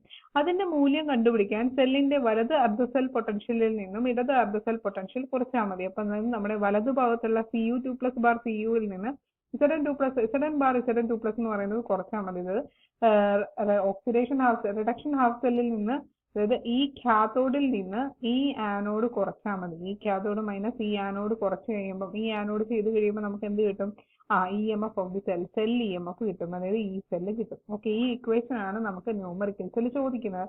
ഒരു പർട്ടിക്കുലർ സെല്ലിന്റെ ഈ സെല്ല് കണ്ടുപിടിക്കാൻ പറയും. അപ്പൊ ഈ സെല്ലിന്, ആ സെല്ലിന് കാത്തോഡും തന്നിട്ടുണ്ടാവും ആനോഡും തന്നിട്ടുണ്ടാവും. അപ്പൊ കാത്തോഡിനെയും ആനോഡിനെയും എങ്ങനെയാണ് കണ്ടുപിടിക്കുന്നത് നമുക്ക് ഇതിന്റെ റിയാക്ടിവിറ്റി സീരീസ് ഇപ്പൊ പഠിക്കാൻ വരും. അപ്പൊ ഈ ഇക്വേഷൻ ഇമ്പോർട്ടന്റ് ആണ്. ഈ സെൽ ഈക്വൽ ഈ കാത്തോഡ് മൈനസ് ഈ ആനോഡ് എന്ന് പറയുന്ന ഇക്വേഷൻ ഇമ്പോർട്ടന്റ് ആണ്. ഇനി അടുത്തതായിട്ട് നമ്മൾ പഠിക്കാൻ പോകുന്നത് ക്രിയാശീല ശ്രേണി, അതായത് ഇതിന്റെ റിയാക്ടിവിറ്റി സീരീസ് ആണ് നോക്കാം. ശീല ശ്രേണി അല്ലെങ്കിൽ ഇലക്ട്രോകെമിക്കൽ സീരീസ്, അതായത് നമുക്ക് ആ റിയാക്ടിവിറ്റി സീരീസ് ആണ് പറയുന്നത്. ലോഹങ്ങളെ അവയുടെ രാസപ്രവർത്തന ശേഷി കുറഞ്ഞു വരുന്ന ക്രമത്തിൽ, അതായത് ആക്ടിവിറ്റി കൂടിയതായിരിക്കും ആദ്യമേ, റിയാക്ടിവിറ്റി കൂടിയതായിരിക്കും ആദ്യം എഴുതുന്നത്. അതിനുശേഷം രാസപ്രവർത്തന ശേഷി കുറഞ്ഞു വരുന്ന ക്രമത്തിൽ ക്രമീകരിച്ചിരിക്കുന്ന ശ്രേണി അറിയപ്പെടുന്നതാണ് ക്രിയാശീല ശ്രേണി അല്ലെങ്കിൽ റിയാക്ടിവിറ്റി സീരീസ് എന്ന് പറയുന്നത്. കേട്ടോ, ലോഹങ്ങളെ, മെറ്റൽസിനെ അവയുടെ രാസപ്രവർത്തന ശേഷി കുറഞ്ഞു വരുന്ന രീതിയിൽ, അപ്പൊ ഏറ്റവും കൂടിയതായിരിക്കും ആദ്യം എഴുതുക. ക്രിയാശീല ശ്രേണിയിൽ അലോഹമായ ഹൈഡ്രജനെ ഉൾപ്പെടുത്തിയിരിക്കുന്നത് ലോഹങ്ങളുടെ രാസപ്രവർത്തന ശേഷിയുടെ താരതമ്യത്തിന് വേണ്ടിയിട്ടാണ്. അപ്പൊ ലോഹങ്ങൾ മാത്രമുള്ള ഒരു ശ്രേണിയാണ് ശരിക്കും ഈ റിയാക്ടിവിറ്റി സീരീസ് അല്ലെങ്കിൽ ഇലക്ട്രോകെമിക്കൽ സീരീസ് എന്ന് പറയുന്നത്. അതിനിടയ്ക്ക് നമ്മൾ ഹൈഡ്രജനെ വെച്ചിട്ടുണ്ട്. എന്തിനാ? ഹൈഡ്രജൻ നമുക്കറിയാം സ്റ്റാൻഡേർഡ് ഹൈഡ്രജൻ ഇലക്ട്രോഡ്, ഇതൊരു റെഫറൻസ് ഇലക്ട്രോഡ് ആണല്ലോ. അപ്പൊ റെഫർ ചെയ്യാൻ വേണ്ടിയിട്ട്, അല്ലെങ്കിൽ not to distinguish between more reactive as well as less reactive എന്നുള്ളതല്ലേ, ലോഹങ്ങളുടെ രാസപ്രവർത്തന ശേഷിയുടെ താരതമ്യത്തിന് വേണ്ടിയിട്ടാണ് നമ്മൾ അലോഹമായ ഹൈഡ്രജനെ അതിൽ ഉൾപ്പെടുത്തിയിരിക്കുന്നത്. ക്ലിയർ അല്ലേ? റിയാക്ടിവിറ്റി സീരീസ് നമ്മൾ തന്നിട്ടുണ്ട്. ശരിക്കും ഈ റിയാക്ടിവിറ്റി സീരീസ് നമ്മൾ പഠിക്കുന്നത് 10ാം ക്ലാസ്സിലാണ്. CBSE 10ന്റെ ടെക്സ്റ്റ് ബുക്കിലാണ്. മെറ്റൽസ് ആൻഡ് നോൺ മെറ്റൽസ് എന്ന് പറയുന്ന ചാപ്റ്റർ ആണ്. കേരള സിലബസ് എനിക്കറിയില്ല കേട്ടോ, സോറി, നോക്കിയിട്ട് പറയാം. അപ്പൊ ഇവിടെ എന്താണെന്ന് വെച്ച് കഴിഞ്ഞാൽ കേരള സിലബസിൽ ഏതിലാണ് നമ്മൾ റിയാക്ടിവിറ്റി സീരീസ് പഠിക്കുന്നത് എന്നുള്ളത് അറിയാവുന്നവർ ഈ വീഡിയോ കാണുന്നവരൊന്ന് മെൻഷൻ ചെയ്ത് ഒന്ന് കമന്റ് ബോക്സിൽ പിൻ ചെയ്തേക്കണേ. അപ്പൊ ഇവിടെ നമുക്ക് ഏറ്റവും കൂടുതൽ റിയാക്ടിവിറ്റി ഉള്ളത് പൊട്ടാസ്യം, പിന്നെ സോഡിയം, പിന്നെ കാൽസ്യം, പിന്നെ മഗ്നീഷ്യം, അലൂമിനിയം, സിങ്ക്, അയൺ, പിന്നെ നിക്കൽ, പിന്നെ lead, hydrogen, copper, silver, gold എന്നുള്ള രീതി. അപ്പൊ ഗോൾഡ് ഒക്കെ വരുമ്പോൾ അത് ഒട്ടും റിയാക്റ്റീവ് അല്ല. നമ്മൾ കഴുത്തിലൊക്കെ ഇട്ടുകൊണ്ട് നടക്കുന്നതല്ലേ, ഓക്സിഡേഷൻ ഒക്കെ വളരെ കുറവായിരിക്കും. അപ്പൊ അതായത് റിയാക്ടിവിറ്റി വളരെ കുറഞ്ഞതായിരിക്കും ഗോൾഡ് എന്ന് പറയുന്നത്. നമ്മളിത് 10th ഒരു കോഡ് വെച്ചിട്ടാണ് പഠിപ്പിക്കുന്നത്, PSBC മസിൻഡൽ ചാപ്പ്. ഇതിനെ ബേസ് ചെയ്തിട്ട് ഞാൻ ഇലക്ട്രോകെമിക്കൽ സീരീസിന്റെ വേറൊരു വീഡിയോ ചെയ്തിട്ടുണ്ട്. ആ വീഡിയോയിൽ കുറച്ചും കൂടി നല്ല രീതിയിൽ ഉൾപ്പെടുത്തിയിട്ടുണ്ട്. അപ്പൊ അത് വേണമെന്നുണ്ടെങ്കിൽ ഒന്ന് കണ്ടോളുക. ഞാനിവിടെ ഐ ബട്ടണിൽ കൊടുത്തേക്കാം. PSBC മസിൻഡൽ ചാപ്പ് എന്ന് പറയുന്നതാണ് നമ്മുടെ കോഡ് എന്ന് പറയുന്നത്. P എന്ന് പറയുന്ന പൊട്ടാസ്യം, S എന്ന് പറഞ്ഞ സോഡിയം, ബി എന്ന് പറയുന്നത് ബേരിയം, സി എന്ന് പറയുന്നത് കാൽസ്യം. ഇപ്പൊ PSBC, ഈ PSBC ആണ് ആദ്യത്തെ ടേം PSBC.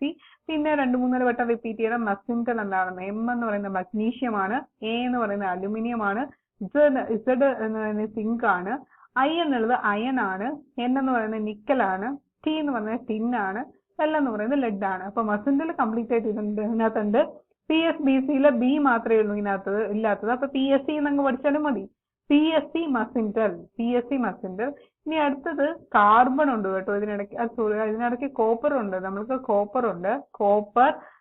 ഹൈഡ്രജനെ നമ്മൾ ഇവിടെ ഒരു റെഫറൻസിന് വേണ്ടി നിർത്തിയിരിക്കുന്നതാണ്. ഹൈഡ്രജനെ ഒരു കമ്പാരിസണിന് വേണ്ടി കോപ്പർ ആണ് C. അത് കഴിഞ്ഞാൽ മെർക്കുറി, മെർക്കുറിയാണ്. മെർക്കുറി ഇവിടെ കാണിച്ചിട്ടില്ല. പിന്നെ സിൽവർ ഉണ്ട്, ഗോൾഡ് ഉണ്ട്, പ്ലാറ്റിനം ഉണ്ട്. അതാണ് ചാപ്പ് എന്ന് പറയുന്നത്. അപ്പൊ ഈ ഒരു കോഡ് പഠിച്ചാൽ നമുക്ക് കാഥോഡ് ഏതാ ആനോഡ് ഏതാന്ന് സിമ്പിൾ ആയിട്ട് പറയാൻ പറ്റും. ആദ്യം വരുന്ന ആൾക്കാരെല്ലാം ആനോഡ് ആയിരിക്കും, പിന്നെ വരുന്ന ആളുകൾ കാഥോഡ് ആയിരിക്കും. അപ്പൊ നമുക്ക് ഇവിടെ സോഡിയവും പിന്നെ കോപ്പറും എടുത്താൽ സോഡിയം എന്ന് പറയുന്ന ആനോഡും കോപ്പർ എന്ന് പറയുന്ന കാഥോഡും ആയിരിക്കും. ഇനി കോപ്പർ സിൽവറും എടുത്താൽ കോപ്പർ എന്ന് പറയുന്ന ആനോഡും സിൽവർ എന്ന് പറയുന്ന കാഥോഡും ആയിരിക്കും. മനസ്സിലായോ? ഓക്കെ. അപ്പൊ അങ്ങനെയാണ് നമുക്ക് ഇതിനകത്ത് ഈ കാഥോഡ് ഏതാ ഈ ആനോഡ് ഏതാന്ന് കണ്ടുപിടിക്കാൻ പറ്റുന്നത്. വളരെ ഈസിയാണ് ഇത്. PSBC മെസഞ്ചർ ചാപ്പ് അല്ലെ PSC മെസഞ്ചർ ചാപ്പ് എന്ന് പഠിച്ചാൽ വളരെ ഈസിയാണ്. ഇതിനെ ബേസ് ചെയ്തിട്ടുള്ള ഡീറ്റെയിൽഡ് വീഡിയോ നേരത്തെ പോസ്റ്റ് ചെയ്തിട്ടുണ്ട്, ഞാൻ പിൻ ചെയ്തേക്കാം. അടുത്തതായിട്ട് നമുക്ക് ഈ ഇലക്ട്രോ കെമിസ്ട്രി എന്ന് പറയുന്ന കേരള PSCക്ക് വേണ്ടിയിട്ടുള്ള ഈ ഒരു SSC ഫിസിക്കൽ സയൻസിന്റെ സിലബസ് നോക്കിയാൽ ഇലക്ട്രോ കെമിസ്ട്രിന്ന് അടുത്തതായിട്ട് വരുന്നത് നേൺസ് ഇക്വേഷൻ എന്ന് പറയുന്ന ഒരു ഇക്വേഷൻ ആണ്. അതായത് നമുക്ക് നേൺസ് ഇക്വേഷൻ എന്ന് പറയുന്നത് നമ്മുടെ ഈ ഡാനിയൽ സെല്ലിൽ പഠിച്ചു കഴിഞ്ഞാൽ അത് വെച്ചിട്ടാണ് നമ്മളിപ്പോ ഒരു മെറ്റൽ ഇവിടെ ഇപ്പൊ നോക്കിക്കേ ഇത് നടക്കുന്നത് റിഡക്ഷൻ ആണ്. അതായത് ഇവിടെ ഒരു മെറ്റൽ ആണ്, മെറ്റലിന്റെ അതിന്റെ N+ സ്റ്റേറ്റിലാണ്, അതായത് മെറ്റൽ ഓക്സിഡൈസ്ഡ് സ്റ്റേറ്റിലാണ്. അത് ഇലക്ട്രോണിനെ അക്സെപ്റ്റ് ചെയ്തിട്ട് സോളിഡ് സ്റ്റേറ്റിലുള്ള മെറ്റൽ ആയിട്ട് മാറുകയാണ്. അപ്പൊ ഇവിടെ കൊടുത്തിരിക്കുന്ന ഇലക്ട്രോഡ് പ്രവർത്തനം പരിഗണിക്കുക. ഏത് ഗാഢതയിലുമുള്ള ഇലക്ട്രോഡിന്റെ പൊട്ടൻഷ്യൽ പ്രമാണ ഹൈഡ്രോജൻ ഇലക്ട്രോഡിനെ ആസ്പദമാക്കി കണ്ടുപിടിക്കുന്നതിനുള്ള നേൺസ് സമവാക്യമാണ്. ഈ നേൺസ് സമവാക്യം ബൈഹാർട്ട് ചെയ്യേണ്ടതാണ്. E mn plus bar m is equal to E naught mn plus bar m minus RT by NF natural logarithm of concentration of m divided by concentration of m to the power n plus. അപ്പൊ ഇവിടെ നമുക്ക് ഈ ഒരു equation by heart ചെയ്യണം. ഈ mn plus bar m എന്ന് പറയുന്നത് E naught cell, അതായത് standard EMF minus RT by F എന്ന് പറയുന്നത് ഒരു കോൺസ്റ്റന്റ് ആണ്. ഈ RT by F എന്ന് പറയുന്ന കോൺസ്റ്റന്റിനെ നമുക്ക് മാറ്റി എഴുതാൻ പറ്റും. into natural logarithm of concentration of m divided by concentration of mn. ഇനി ഈ m എന്ന് പറയുന്ന കോൺസെൻട്രേഷൻ നമുക്ക് യൂണിറ്റ് ആക്കി എടുക്കാം, അത് യൂണിറ്റി ആയിട്ട് എടുക്കാം, കാരണം അത് ഖരമാണ്. ഓക്കെ, സോളിഡ് സ്റ്റേറ്റിലായതുകൊണ്ട് അതിന് നമുക്ക് കോൺസെൻട്രേഷൻ യൂണിറ്റി ആയിട്ട് എടുക്കാം. അപ്പൊ നമുക്ക് എങ്ങനെ എഴുതും? ഈ ഇക്വേഷനെ മാറ്റിയിട്ട് ഈ mn plus bar m is equal to E naught mn plus bar m minus RT by NF natural logarithm of 1 by concentration of mn plus എന്ന് എഴുതാം അല്ലെ? ഓക്കെ, ഒന്ന് അത് നോട്ട് ചെയ്തേക്കണേ. പേപ്പറിൽ ഇതിനകത്ത് ശരിയായ നേൺസ് ഇക്വേഷന്റെ ഫോം ഏതാണെന്ന് ചോദിക്കാമായിരിക്കും. അപ്പൊ അങ്ങനെയുള്ള ചോദ്യം. ഇവിടെ R എന്ന് പറയുന്നത് വാതക സ്ഥിരാങ്കം, അതായത് യൂണിവേഴ്സൽ ഗ്യാസ് കോൺസ്റ്റന്റ് ആണ്. Value 8.314 joule per kelvin per mole ആണ്. F ഫാരഡേ സ്ഥിരാങ്കമാണ് 96,487 കൂളോം പെർ മോൾ. നമ്മൾ ചുരുക്കത്തിന് 96,500 കൂളോം എന്ന് പറയും. T എന്ന് പറയുന്ന കെൽവിനിലുള്ള താപനില, Mn+ അല്ലെങ്കിൽ Mn+ അയോണിന്റെ ഗാഢതയാണ് ഈ കോൺസെൻട്രേഷൻ എന്ന് പറയുന്നത് റെപ്രസെന്റ് ചെയ്തേക്കുന്നത്. ഇതിൽ ഈ നോട്ട് എന്ന് കാണിച്ചിട്ടുണ്ട്, അത് പ്രമാണ ഇലക്ട്രോഡ് പൊട്ടൻഷ്യൽ അല്ലെങ്കിൽ സ്റ്റാൻഡേർഡ് ഇലക്ട്രോഡ് പൊട്ടൻഷ്യൽ ആണ്. ഈ Mn+ bar m എന്ന് പറയുന്ന ഇലക്ട്രോഡ് പൊട്ടൻഷ്യൽ, അതാണ് നമുക്ക് കണ്ടുപിടിക്കാനുള്ളത്. ഇനി ഡാനിയൽ സെല്ലിന്റെ സർക്യൂട്ട് പൂർത്തിയാക്കുമ്പോഴുള്ള രാസപ്രവർത്തനമാണ് ടോട്ടൽ റിയാക്ഷൻ ആണ് ഈ തന്നിരിക്കുന്ന Zn plus Za2 gives Zn2 EU നമ്മൾ തുടക്കത്തിൽ കണ്ടായിരുന്നു. ഇവിടെ സമയം പുരോഗമിക്കും തോറും Zn2 ഗാഢത കൂടുകയും Cu2 ഗാഢത കുറയുകയും ചെയ്യുന്നു. അതായത് Cu2 എന്തായിട്ട് മാറുവാണ്? Cu ആയിട്ട് മാറുവാണ്. Zn എന്തായിട്ട് മാറുവാണ്? Zn2 ആയിട്ട് മാറും. അപ്പോൾ സമയം പുരോഗമിക്കും തോറും Zn2 ഗാഢത കൂടുകയും Cu2 ഗാഢത കുറയുകയും ചെയ്യുന്നു. അതേസമയം വോൾട്ട് മീറ്ററിൽ നിന്ന് സെൽ വോൾട്ടേജ് കുറയുന്നതായും മനസ്സിലാക്കാം. കുറച്ച് സമയം കഴിയുമ്പോൾ Cu2 Zn2 എന്നിവയുടെ ഗാഢതയ്ക്ക് മാറ്റം ഉണ്ടാകാതിരിക്കുകയും വോൾട്ട് മീറ്റർ 0 രേഖപ്പെടുത്തുകയും ചെയ്യുന്നു. ഇത് സന്തുലനാവസ്ഥ പ്രഖ്യാപിച്ചതായിട്ട് സൂചിപ്പിക്കുന്നു. അപ്പോൾ വോൾട്ട് മീറ്ററിൽ എപ്പോഴാണോ 0 രേഖപ്പെടുത്തുന്നത് അപ്പൊ നമുക്ക് പറയാം ഇത് ഇക്വിലിബ്രിയത്തിൽ എത്തി എന്ന് പറയാം. അപ്പൊ നമുക്ക് പറയാം അപ്പോഴത്തെ ഈ സെൽ എന്ന് പറയുന്നത് 0 ആണ്. ഇക്വിലിബ്രിയത്തിൽ എത്തുമ്പോൾ ഈ സെൽ എന്ന് പറഞ്ഞാൽ നമ്മുടെ വോൾട്ട് മീറ്ററിന്റെ 0 ആണ്. അപ്പൊ നമുക്ക് ഈ ഇക്വേഷൻ അത് സബ്സ്റ്റിറ്റ്യൂട്ട് നേരത്തെ പറഞ്ഞ നേൺസ് ഇക്വേഷനെ സബ്സ്റ്റിറ്റ്യൂട്ട് ചെയ്യുമ്പോൾ 0 is equal to E naught cell minus ഇവിടെ നാച്ചുറൽ ലോഗരിതത്തിനെ ലോഗ് ആക്കാൻ വേണ്ടിയിട്ടാണ് നമ്മളിവിടെ 2.303 കൊണ്ട് മൾട്ടിപ്ലൈ ചെയ്തേക്കണം. അപ്പൊ E naught cell minus 2.303 RT by ഇവിടെ ടോട്ടൽ 2 ഇലക്ട്രോൺസ് ആണ് ഷട്ടിൽ ചെയ്യുന്നത്. കണ്ടോ, Cu2 നിന്ന് Zn2 അപ്പൊ 2 ഇലക്ട്രോൺ ആണ്. അതായത് എന്നിന്റെ വാല്യൂ ഇവിടെ 2 ആണ്. അപ്പൊ 2F into log concentration of Zn2 plus by Cu2 plus, അതായത് എന്താണോ ഓക്സിഡേഷൻ നടക്കുന്നത് ഏതാണോ ഡിവൈഡഡ് ബൈ റിഡക്ഷൻ നടക്കുന്നത് Zn2 plus by Cu2 plus ആണ് കേട്ടോ. അപ്പൊ നമുക്ക് ഇതിന്റെ ഇക്വേഷൻ, അതായത് വേറെ ഫോം ഓഫ് നേൺസ് ഇക്വേഷൻ എന്ന് പറയുന്നത് ഇങ്ങനെ വരും. E naught cell is equal to, ഇവിടെ E naught cellന്റെ വാല്യൂ എന്ന് പറയുന്നത് 0 ആണ്. E cellന്റെ വാല്യൂ 0 ആണ്. അപ്പൊ ഇവിടെ E naught cell equal to minus 2.303 RT, minus വേണ്ട, plus 2.303 RT by 2F log concentration of Zn2 plus by Cu2 plus എന്ന് പറഞ്ഞു. എന്നാൽ സന്തുലനത്തില് പിന്നെയും നമ്മളൊരു കാര്യം പഠിച്ചിട്ടുണ്ട്. സന്തുലനത്തില് കോൺസെൻട്രേഷൻ ഓഫ് ദി റിയാക്ടന്റും പ്രോഡക്റ്റും എങ്ങനെ എഴുതാം? Zn2 plus by Cu2 plus എന്ന് പറഞ്ഞാൽ Kc ആയിരിക്കും. അപ്പൊ Tയുടെ മൂല്യം 298 കെൽവിൻ ആണെങ്കിൽ ഈ റിയാക്ഷനെ വീണ്ടും മാറ്റി എഴുതാം. E naught cell is equal to 0.059 divided by 2 log Kc, that is equal to 1.1 volt. അപ്പൊ നമ്മളോട് ചോദിക്കുന്ന ഇതേ ഉള്ളൂ, നമ്മുടെ ഡാനിയൽ സെല്ലിന്റെ വോൾട്ട് എത്രയാണ്, ഡാനിയൽ സെല്ലിന്റെ EMF എത്രയാണെന്ന് ചോദിച്ചാൽ ഡാനിയൽ സെല്ലിന്റെ EMF 1.1 വോൾട്ട് ആണ്. അല്ലെങ്കിൽ ഈ സെൽ ഓഫ് ഡാനിയൽ സെൽ എന്ന് പറയുന്നത് 1.1 വോൾട്ട് ആണ്. കിട്ടിയോ? ഇനി ഇതിന്റെ ഇക്വിലിബ്രിയം കോൺസ്റ്റന്റ് എന്താണെന്ന് ചോദിച്ചാൽ 2 into 10 to the power 37, 2 into 10 to the power 37 ആയിരിക്കും ഇതിന്റെ ഇക്വിലിബ്രിയം കോൺസ്റ്റന്റ് Kc എന്ന് പറയുന്നത്. ഇത്രയും കാര്യങ്ങളാണ് നമുക്ക് അതിൽ നിന്ന് നോക്കാനുള്ളത്. ഓക്കെ, നേർത്ത സമവാക്യത്തിന്റെ ഉപയോഗങ്ങൾ എന്തൊക്കെയാണെന്ന് നോക്കാം. ഇലക്ട്രോ കെമിസ്ട്രിയിൽ ഒരു സെല്ലിലെ ഇലക്ട്രോഡിന്റെ പൊട്ടൻഷ്യൽ കണക്കാക്കാനും ഒരു പ്രതിപ്രവർത്തനത്തിലെ റിയാക്ടന്റുകളുടെയും ഉൽപ്പന്നങ്ങളുടെയും ഗാഢത നിർണ്ണയിക്കുവാനും നേർത്ത സമവാക്യം ഉപയോഗിക്കണം. അപ്പൊ നേർത്ത സമവാക്യം ഗാഢത നിർണ്ണയിക്കാൻ വേണ്ടിയിട്ട് ഉപയോഗിക്കും. പിന്നെ ഇലക്ട്രോഡിന്റെ പൊട്ടൻഷ്യൽ കാണിക്കാൻ വേണ്ടിയിട്ട് ഉപയോഗിക്കാം. അപ്പൊ ഇലക്ട്രോഡ് പൊട്ടൻഷ്യൽ കണക്കാക്കാനും ഗാഢത നിർണ്ണയിക്കാനും നമുക്ക് നേർത്ത ഇക്വേഷൻ ഉപയോഗിക്കാം. പിന്നെ ബയോളജിക്കൽ മെംബ്രെയിനുകളിൽ അയോൺ ചാനലുകളുടെ പൊട്ടൻഷ്യൽ കണക്കാക്കാനും മെംബ്രെയിനുകളിലൂടെ അയോണുകളുടെ ട്രാൻസ്പോർട്ടേഷൻ മനസ്സിലാക്കാനും ബയോകെമിസ്ട്രിയിൽ നേർത്ത സമവാക്യം ഉപയോഗിക്കുന്നു. അപ്പൊ ബയോകെമിസ്ട്രിയിൽ ഇതിന്റെ ആപ്ലിക്കേഷൻ എങ്ങനെയാണെന്ന് വെച്ച് കഴിഞ്ഞാൽ ഈ മെംബ്രെയിൻസിൽ ഇപ്പൊ നമുക്കറിയാം സോഡിയം പൊട്ടാസ്യം അയൺ അതുപോലുള്ള സൈക്കിളൊക്കെ ഉണ്ടല്ലോ. അപ്പൊ അതുപോലുള്ള അയോൺ ചാനലുകളുടെ പൊട്ടൻഷ്യൽ കണക്കാക്കാനും പിന്നെ അതിന്റെ ട്രാൻസ്പോർട്ടേഷൻ മനസ്സിലാക്കാനും ഒക്കെയാണ് ബയോകെമിസ്ട്രിയിൽ ഉപയോഗിക്കുന്നത്. ആസിഡ് ബേസ് ഹൈഡ്രേഷനിലാണെങ്കിൽ ഹൈഡ്രജൻ അയണുകളുടെ ഗാഢത കണക്കാക്കുന്നത് പോലെ ഒരു ലായനിയിലെ അയണുകളുടെ ഗാഢത കണക്കാക്കാൻ അനലിറ്റിക്കൽ കെമിസ്ട്രിയിൽ നേർത്ത സമവാക്യം ഉപയോഗിക്കും. അനലിറ്റിക്കൽ കെമിസ്ട്രിയിൽ ഇതിന്റെ ആപ്ലിക്കേഷൻ എന്താണെന്ന് വെച്ച് കഴിഞ്ഞാൽ ലായനിയിലെ അയോണുകളുടെ ഗാഢത കണക്കാക്കാൻ വേണ്ടി ഉപയോഗിക്കുന്നു. അപ്പൊ ഇത് മൂന്നുമാണ് നമ്മുടെ ആപ്ലിക്കേഷൻസ് എന്ന് പറയുന്നത്. ഇലക്ട്രോ കെമിസ്ട്രിയിൽ ഇലക്ട്രോഡിന്റെ പൊട്ടൻഷ്യൽ കാണാനും കോൺസെൻട്രേഷൻ പ്രോഡക്റ്റ് ആൻഡ് റിയാക്ടന്റ് കണ്ടുപിടിക്കാനും ബയോകെമിസ്ട്രിയിൽ എങ്ങനെയാണെന്ന് വെച്ച് കഴിഞ്ഞാൽ ഈ ബയോളജിക്കൽ മെംബ്രെയിനുകളുടെ അയൺ ചാനലുകളുടെ പൊട്ടൻഷ്യൽ കണക്കാക്കാനും ട്രാൻസ്പോർട്ടേഷൻ മനസ്സിലാക്കാനും ആസിഡ് ബേസ് ഹൈഡ്രേഷനിലെ ഹൈഡ്രജൻ അയണുകളുടെ ഗാഢത കണക്കാക്കുന്നത് പോലെ ലായനിയിലെ അയണുകളുടെ ഗാഢത കണക്കാക്കാനും അനലിറ്റിക്കൽ കെമിസ്ട്രിയിൽ ഇത് ഉപയോഗിക്കുന്നു. നമുക്ക് നേർത്ത ഇക്വേഷന്റെ ലിമിറ്റേഷൻസ് എന്താണെന്ന് നോക്കാം. നേർത്ത സമവാക്യം സ്ഥിരമായ താപനിലയിലും മർദ്ദവും പോലുള്ള അനുയോജ്യമായ അവസ്ഥകളുടെ അനുമാനത്തെ അടിസ്ഥാനമാക്കിയുള്ളതാണ്. ഇത് യഥാർത്ഥ പ്രായോഗിക അവസ്ഥയിൽ എല്ലായ്പ്പോഴും ഉപയോഗപ്രദമാണ്. നമ്മൾ പറയുന്നത് സ്റ്റാൻഡേർഡ് ടെമ്പറേച്ചർ ആൻഡ് പ്രഷർ. അപ്പൊ ആ ഒരു കണ്ടീഷനിൽ മാത്രമേ ഇത് അപ്ലൈ ചെയ്യാൻ പറ്റത്തുള്ളൂ. അതൊരു ലിമിറ്റേഷൻ ആണ്. രണ്ടാമത്തെ, ഇലക്ട്രോഡ് പൊട്ടൻഷ്യൽ സ്ഥിരമായി നിലനിൽക്കുമെന്ന് നേഴ്സ് സമവാക്യം അനുമാനിക്കുന്നു. ഇലക്ട്രോഡ് പൊട്ടൻഷ്യൽ എന്ന് പറഞ്ഞാൽ നമ്മൾ കണ്ടുപിടിക്കുന്ന ഇലക്ട്രോഡ് പൊട്ടൻഷ്യൽ തന്നെയാണെന്നാണ് നേഴ്സ് ഇക്വേഷൻ അനുമാനിക്കുന്നത്. പക്ഷേ ഇലക്ട്രോഡ് ധ്രുവീകരണത്തിന്റെ ഫലങ്ങൾ കാരണം പ്രായോഗിക പ്രയോഗങ്ങൾ ഇത് എല്ലായ്പ്പോഴും അങ്ങനെയല്ല. അപ്പൊ ആപ്ലിക്കബിൾ, അത് പ്രാക്ടിക്കൽ ലൈഫിൽ അത് പോസിബിൾ ആവണമെന്നില്ല. നേഴ്സ് സമവാക്യം പരിമിതമായ എണ്ണം അയോണുകൾ ഉൾപ്പെടുന്ന പ്രതിപ്രവർത്തനങ്ങൾക്ക് മാത്രമേ ബാധ്യമാവുള്ളൂ. അപ്പൊ നമുക്ക് അവിടെ എന്നിന്റെ വാല്യൂ കൊടുക്കണം അല്ലെ. അപ്പൊ ഈ പറയുന്ന കെമിക്കൽ ഇക്വിലിബ്രിയം റിവേഴ്സിബിൾ റിയാക്ഷൻസിനൊക്കെയാണ് നേഴ്സ് സമവാക്യം ഉപയോഗിക്കുന്നത്. സങ്കീർണമായ സ്പീഷീസുകളിൽ ഉൾപ്പെടുന്ന പ്രതിപ്രവർത്തനങ്ങൾക്ക് അല്ലെങ്കിൽ ഒന്നിലധികം ഇലക്ട്രോൺ ട്രാൻസ്ഫർ പ്രക്രിയകൾ ഉൾപ്പെടുന്ന പ്രതിപ്രവർത്തനങ്ങൾക്ക് ഇത് ബാധകമല്ല. അപ്പൊ ഈ മൂന്ന് കാര്യങ്ങളാണ് അതിന്റെ ലിമിറ്റേഷൻസ് എന്ന് പറയുന്നത്. അപ്പൊ ഓൾമോസ്റ്റ് നമ്മൾ ഇലക്ട്രോ കെമിസ്ട്രി എന്ന് പറയുന്ന ആ ഒരു ഏരിയ കംപ്ലീറ്റ് ആക്കിയിട്ടുണ്ട്. എനിക്കറിയാം വീഡിയോയുടെ ലെങ്ത് വളരെ കൂടുതലാണ്. ഞാൻ അതിന് ഇത് ആഡ് ചെയ്തിട്ടുണ്ട്, ടൈം സ്റ്റാമ്പ് ആഡ് ചെയ്തിട്ടുണ്ട്. അപ്പോൾ hope you will like it and you will study back. നല്ല രീതിയിൽ തന്നെ പഠിക്കും.